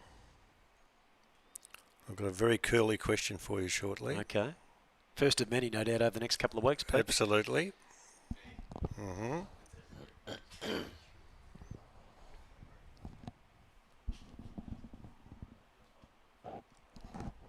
So 8 for 104, and this is the 38th over. Talati remains not out on 29. It's Patel on strike, though, the wicket-keeper, as he pushes forward and times nicely out towards short cover. Nice hustle coming in from Simon Waddington, almost colliding there with the bowler. Did well to cut off any chance of the single. As my good friend Peter Walsh continues to confide in Dr. Google for something that's coming our way shortly. This is tough, this one. Nicely worked by Patel. Backward point, but again, the Australians have got the men in all the right places. The field has been really well set. Canada have struggled to really find regular rotation of the strike through this opening session so far today. As this time Sharma's beating the outside edge of the Patel bat, so beautifully bowled by the leg spinner. Certainly has warmed to the task. Has 2 for 31, and this is 9th over. It's been solid from the Murray River end. Got a nice little breeze to work with here too. Well, that might have been the knuckleball, was it? As it's swung around the corner, but certainly didn't get any traction on the shot. And that is the end of another over here at the Al Chiringa Oval. 38 gone, and the score, Canada 8 for 104. Thank you, Pat. Now, the questions that I have for you. Do you know what Canada's most popular food is? Ooh. Now, think on that one. Right. Now, what you've got to also, the national dish of Canada. Gee, I really should have done some research. No, here, you've done shouldn't no I? research at all. I've got maple syrup coming to mind. So, is there a pancake in that equation somewhere? No. Now, I don't even know how to pronounce Waffles? this one. Often regarded as Canada's national dish, originated in Quebec and became widely popular during the 50s. Right. Poutine, poutine. So it's got a bit of a French twang on it, hasn't it? No idea. Yeah. Okay. And the trend for reigning supreme as the top ordered dish across the country for the second year in a row is buttered chicken. Buttered chicken. Buttered chicken. I love buttered chicken. So do I. In Indian restaurants. Yes. Well, Yeah. must go to show that there's a fairly heavy Indian population in Canada these days, Peter. Well, that's the thought. And I reckon there's buttered chicken or there's that sort of thing. As this first ball is driven hard away through cover, and that's going to run. I can see it. I can still see it. And it's going to make the boundary rope for 4. Good shot off the front foot. Hits spankingly, 8 for 109. I reckon there's buttered chicken on the breakfast that we're having at the hotel. For breakfast. That's a good start to the yeah, day, isn't it? it is. Yeah, I reckon it is. I'll find out tomorrow. I'll bring some out if you like. Yeah, I love it. Yeah. Where will we be Big fan. tomorrow? I think we're back here tomorrow, I believe. Oh, well, you stay here Could and be I'll go wrong. and get some and I'll bring you back in the morning. Buttered chicken, there you Yeah, are. yeah. We'll have to find out when we talk to one of the Canadians. That ball outside the off stump and there's no run. 8 for 105, 38 overs gone, and we're not too far away from the end of this innings of 45 overs. What's your fancy, Walshy? Did you go for more of a tomato-based sauce or more of a creamy option? With buttered chicken? Yes. I think the creamy. Yeah, I think that's all right. I love buttered chicken though. I've got a couple of good friends. Bharat Sundarajan, who's from India, he's one of our journalists, and he and his wife Isha, who's a very, very good cook. Problem is when you start eating their hot food, your glasses fog up and you can't see what you're eating. Now, do you indulge in a naan or two to go with your butter chicken? Yes, I like the naan bread. Cheesy naan or a garlic naan? No, leave the garlic alone. Just I the like plain the naan? cheesy. Yeah, that's good. Yep. Yep. Stop talking about food. I'm hungry Well, now. it's nearly lunchtime. In fact, it's 12:45. It is lunchtime. We'll get there shortly. We're in the 39th over, so just 6 more to follow as Waddington just again holding back the delivery, just mixing up his pace, asking plenty of questions of Talati, who really has stalled his score on 29, hasn't he? Yep. He's put the handbrake on in the IKEA, that's for sure. Going for the red inks, maybe. Well, he needs to get on with it, and he tries to. Ungainly shot, might have been an inside edge down towards fine leg for 4. Buys. Okay, no connection. No connection. Not sure that Anthony Baranka, the keeper for Australia, would be overly impressed by that decision. No, seldom do keepers at No. this level. No. They don't like that, do they? Buys. No. So you'd give up to him after the game, and you'd say, "Gee, Anthony, you did well. What happened with that one?" You'd mention that, would you? No, I wouldn't have thought so. No, not at all. Oh well, that's 4 buys anyway. Looks like Craig Trindle's going to come back into the attack, but he's going to revert now to the Murray River end of the Gold Oval. So let's see how he fares. He certainly bowled a very impressive opening stint. 6 overs, 1 maiden, 1 for 12.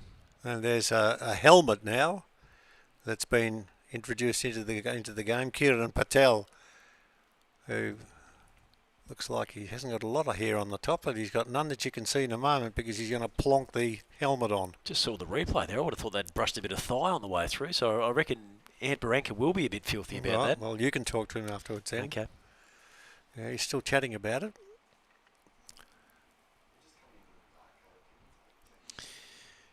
Been impressed with Andrew Sharp's leadership. He's been really good with his detail, with his field placings. Been certainly well in control through this opening stint. There's a lot of finger pointing going on. That's always the way, isn't it? That's another thing that I'd ask the umpires. What do they do between overs? You can't just stand there. I mean, is there anything that you should be getting ready for, say, the next over or the next over? Or there is so much. Well, I'd say, as we're seeing at the moment, that Charlesworth, is having a chat to the man that's positioned at square legs. There would be that little bit of banter, I think, with the fieldsman past the time. So. As Trindle starts with the ball angled down the leg side, not called a wide by the umpire.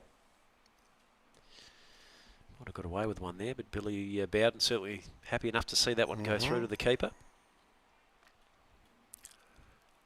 Billy's walked around a few cricket grounds in his life, hasn't he? Certainly has.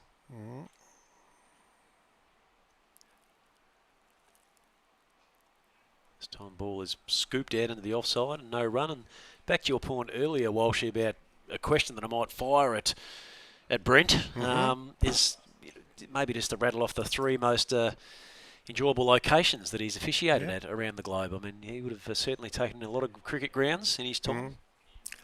Yes, well, what do we say? 200 one-day internationals and 84 test matches.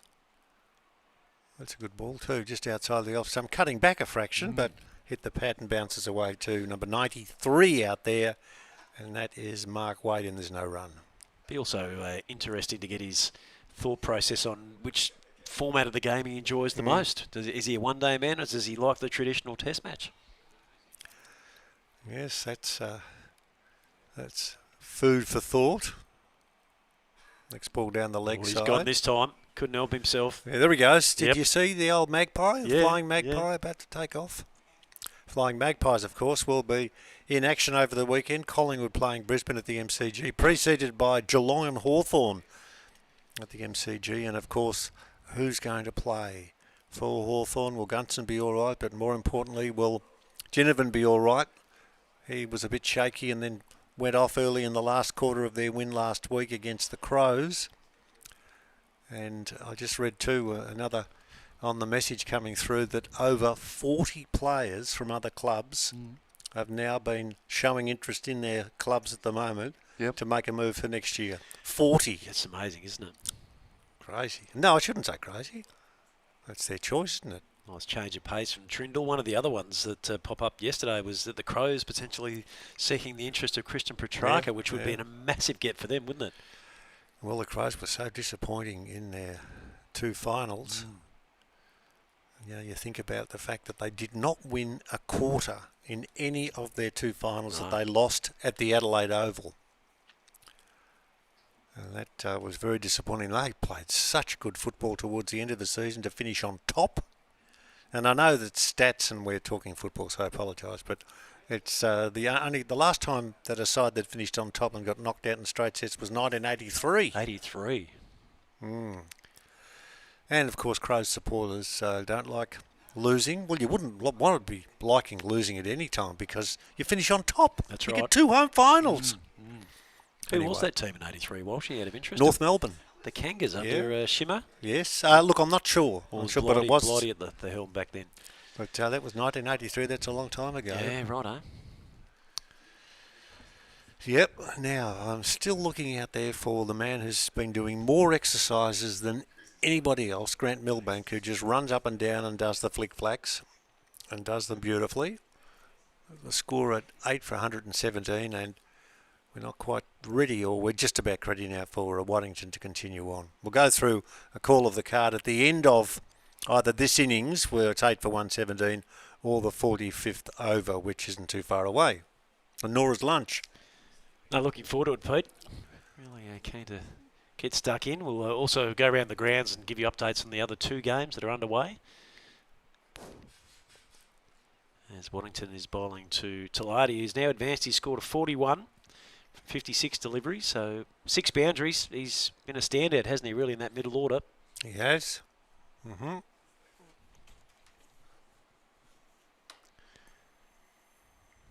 The games today being played in Merbeen and Redcliffs. Over 50s and over 55 competition, as this time a full length ball from Waddington is driven down towards mid-off, and the catch has been taken by Andrew Sharp.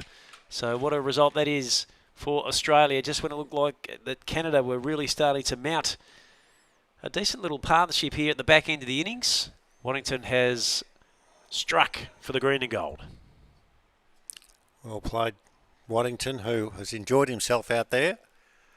And staying with the accent on cricket, less than 24 hours after Sam Constance made a statement, he made 100 for Australia A against India A. Marnus Labuschagne has done the same for Queensland against Victoria in a one-day clash. Just over 2 months before Australia and England do battle in the first test, the pair are taking full advantage of the limited opportunities to prove their worth to selectors. Constance and Labuschagne endured torrid outings for Australia in the West Indies.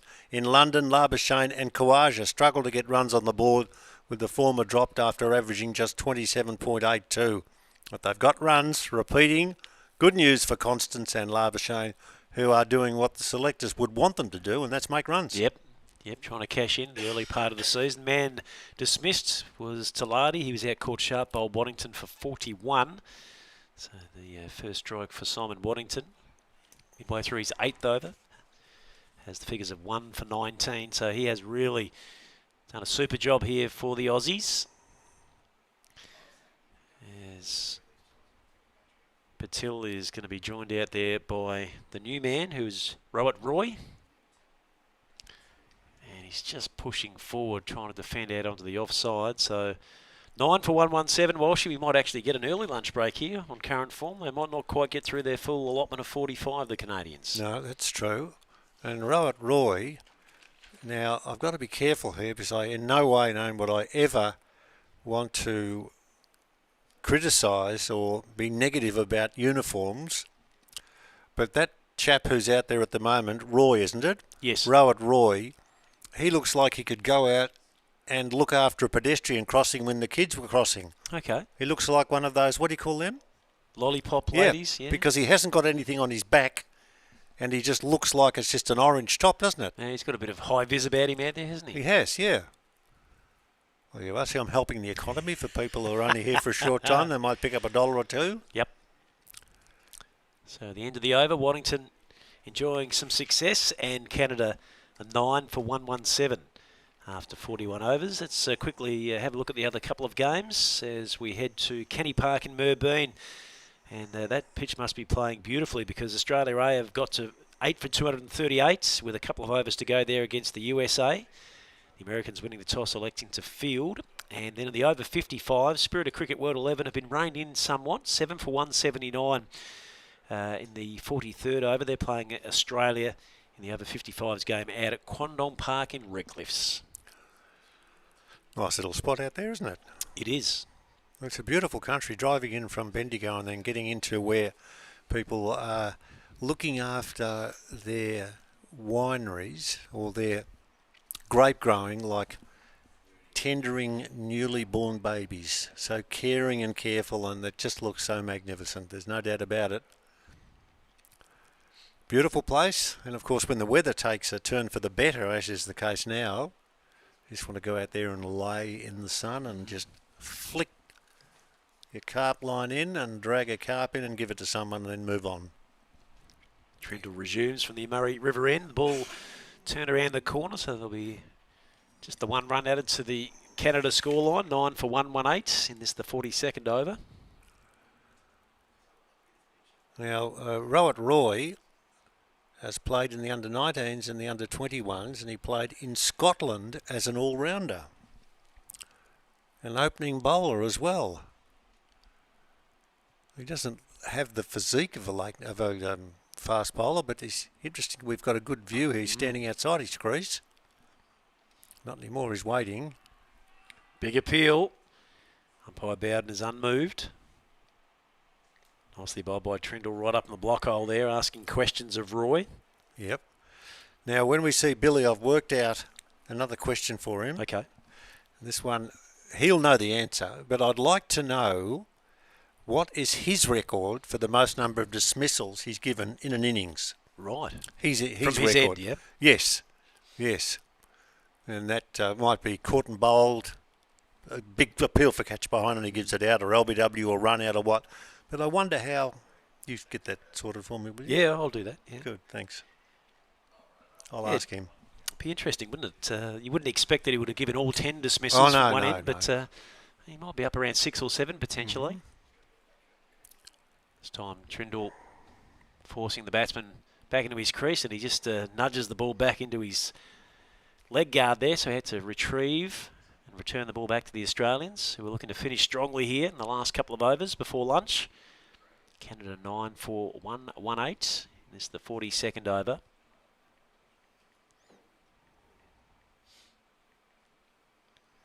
Trindle this time just offering a little bit of extra width outside the off stump.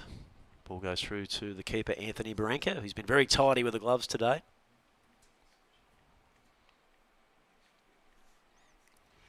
So after a bit of rain yesterday, weather has certainly settled today. Currently around about 17 degrees locally.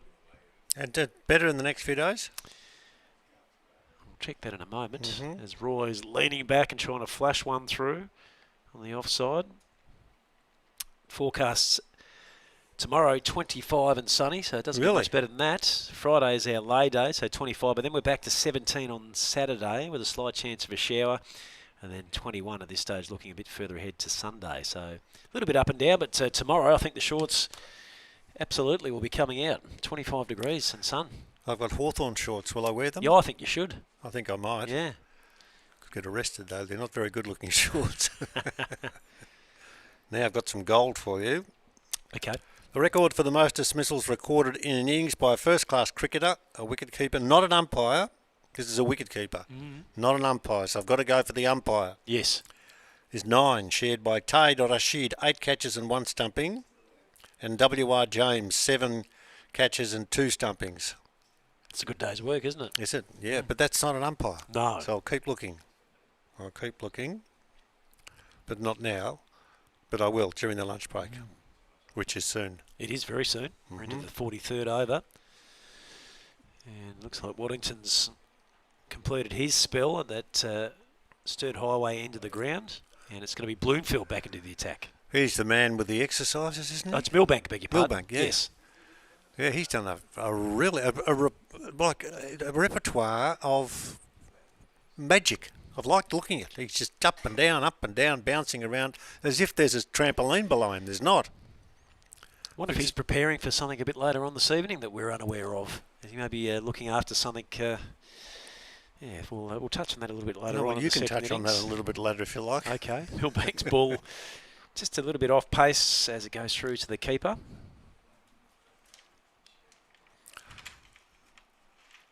And of course, you'll be discussing with Todd and Joel what our movements are during the break in innings. I will. Good. Yes. I'm happy about that. Hopefully downstairs for some lunch where we're moving to. Write down all of the scores. Oh, there's an edge. And is it claimed, I think? No. Gee, Steve Mace has had a bit of a dusty day in the cordon today. Thought he just about had that. And at the last moment, just squeezed out. You could tell, like, his legs were up and down through frustration. Let's have a look at it. Enjoy wine, but he won't enjoy this because it didn't stick. All went straight to him too. Yeah, it was in a pretty decent spot, wasn't it, really? As the next one goes through to the keeper. Yeah, it hasn't been his best day. He'll be looking to redeem himself. He'll no doubt open the batting for the green and gold in the second session, so he'll be looking to cash in with a few runs to his name. Sort of just right in the breadbasket there. Yep. Maybe just had the conundrum of whether it was fingers up, fingers down, and he just couldn't quite settle on a decision. It almost stayed alive enough for him to have a second bite, didn't it? He'd be disappointed there. Aussies are going to strengthen their cordon with an extra man coming in, Kratzman.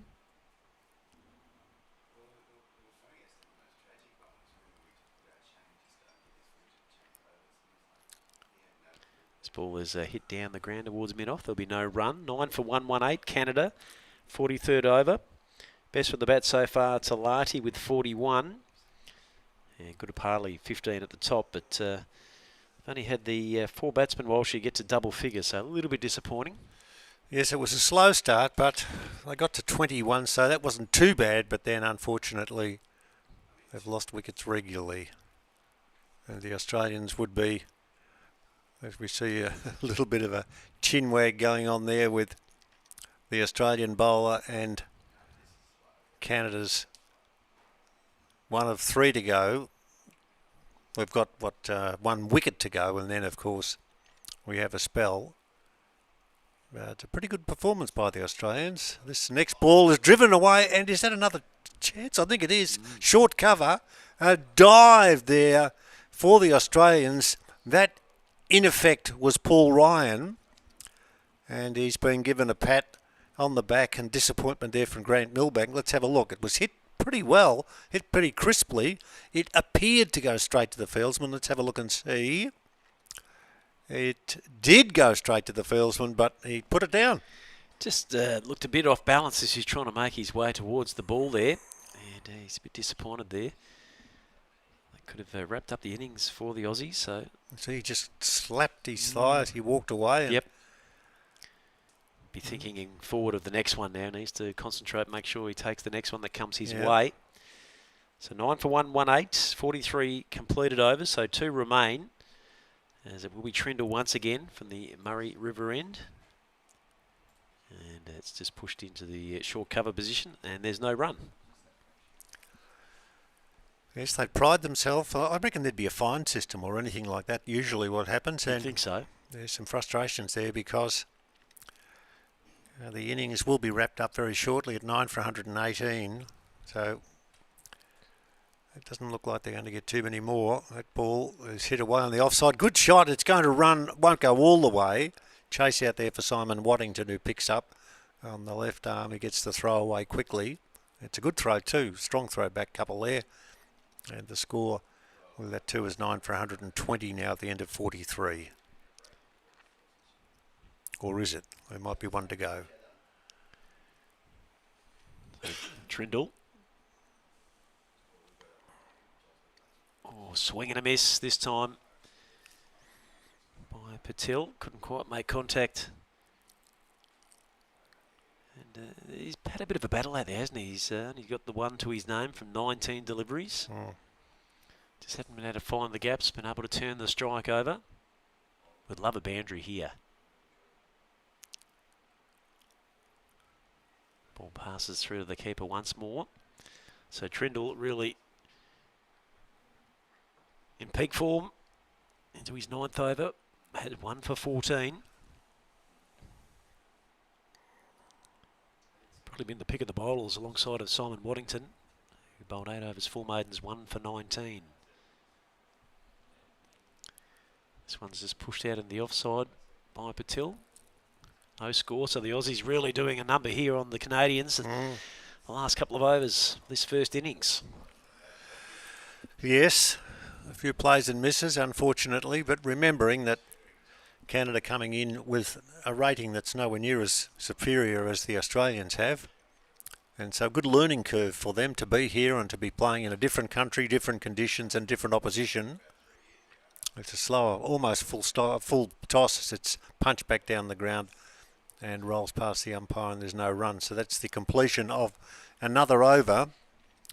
And we now tick away. Let's have a look. We've gone 44 overs and it's 9 for 119. That's the Canada score, and a score that you wouldn't think, co-commentator Pat Silcox, you wouldn't think that's going to be enough. No, you'd think the Aussies would be reasonably comfortable with what is set in front of them at the moment.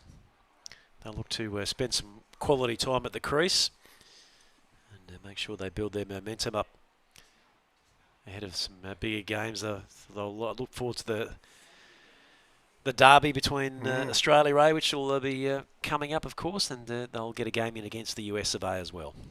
You reckon it's like the Brisbane Lions and the Gold Coast Suns? Yeah, like the old the Q Derby up there. Yeah. Yep, as that one from Millbank is just short of length and dealt with there by Roy. Just on the lines, you feel like there any chance against Collingwood on the weekend? Well, look, it's amazing because 2 weeks ago they were terrible against the Gold Coast Suns, and yet last week it was discipline and players like Dunkley was outstanding. And they just got so many who appeared from nowhere. And I think one of the best stories, and he's been given plenty of publicity, but one of the best stories is Fletcher. Now, Fletcher's father, Adrian, has played with 4 clubs. Yes. Now, he has drifted into the team wearing number 3, played in the Premiership last year. He's about the place, and he's regarded now as all about their 4th or 5th player. He is so good, and they've got so many of those. Now, Collingwood, they've got... The problem is, I don't know the problems, but you've got to name your team and then hope like heck that the ones that you've put in that have come back, but like Hill, for example, hasn't played a lot of football in the last 2 months. Yep. Do they risk him? I don't know. And Geelong have been outstanding, but they've played sides that have been below them on the ladder, well down the table. All you can do is win. That's right. And they've done that, and that's the team that I support, Hawthorn. They've been amazing. They've been really strong as that boundary is hit off the offside and hit sparkling shot off the offside, and Millbank runs back and picks it up, and that's a boundary. And the score moves up to 9 for, it'll tick over in a sec, 123. Yeah. And Geelong, to me, I think Geelong will win it. Okay. I really think Geelong have got the best side to win it, but it wouldn't surprise me if Collingwood turned it on. Brisbane, Chris Fagan's done a wonderful job. And Hawthorn, I think if they get their players fit, there'd be a chance. So, yeah, there's a push and a miss outside the off stump, and through it goes to the gloves of Anthony Barranca. Who do you think? Yeah, excuse me, hard to go against the Cats on current form, I think. Just had that amazing ability to rebound on the fly, haven't they? They just bring the quality players in. They'll lose a couple, they bring a couple more in. So the heart obviously says the Hawks, but you sort of feel like if they can get past Geelong in the prelim, well, they probably go almost into the grand final as a favourite. Well, you know, 2 weeks before, and I know we're talking football, but 2 weeks before the season finished, they beat Collingwood by 54 points. Now, that doesn't mean anything because that's not what's happening. Now they're getting to the real stuff, and we'll get to the real stuff too because they're shaking hands. It's the end of the session, Walshy. We've completed our 45 over stint, so well done by Canada to get through. We thought they might have just fell a couple of overs short in the end, but they managed to fulfil their obligation of the 45 over journey, and just waiting for that scorecard to refresh. We feel like it'll come in at 9 for 124. We'll go through the card for you shortly. Go through it slowly, please. The Aussies certainly got the job done, bowling first after Canada won the toss and elected to bat here at the Altrincham Oval in Golgol. First man out this morning was Goodapali. He was caught Waddington bowled Trindle for 15 with a score at 21. Then Kaiser was caught Baranka bowled Wade for 12, 2 for 36. Mohamed Iqbal caught sharp bowled Bloomfield for 9. The score at 3 for 45. Then Harry Hiran was bowled Bloomfield for 8, 52 for 4.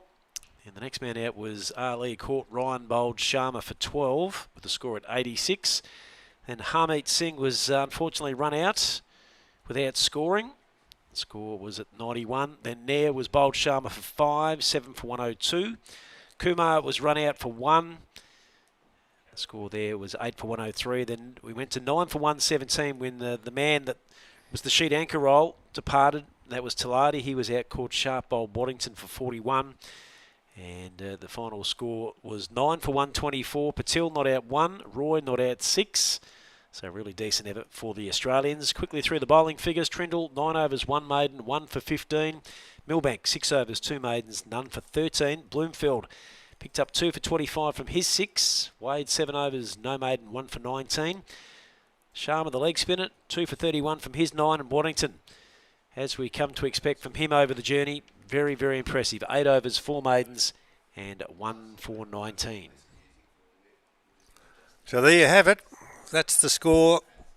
Well, you wouldn't think it's going to threaten the Australians, who've got a powerful batting lineup, but we wait and see. You never know. We're going to take a break here now from our coverage from Golgol, just down the road from a beautiful place in Mildura. So many just around that we're enjoying them all. I hope you're enjoying our coverage too. And our thanks to those who've assisted throughout the first part of what's going to be a long couple of weeks here at the cricket, where we are enjoying it. The Spirit of Cricket Festival in Mildura. Festivale, you like saying that, don't you? That's good. Peter Walsh and Pat Silcock and Todd and Joel are sitting beside us, working feverishly and eating, doing it beautifully. We'll be back later on for this afternoon's action. Australia looking to chase down 125 for victory.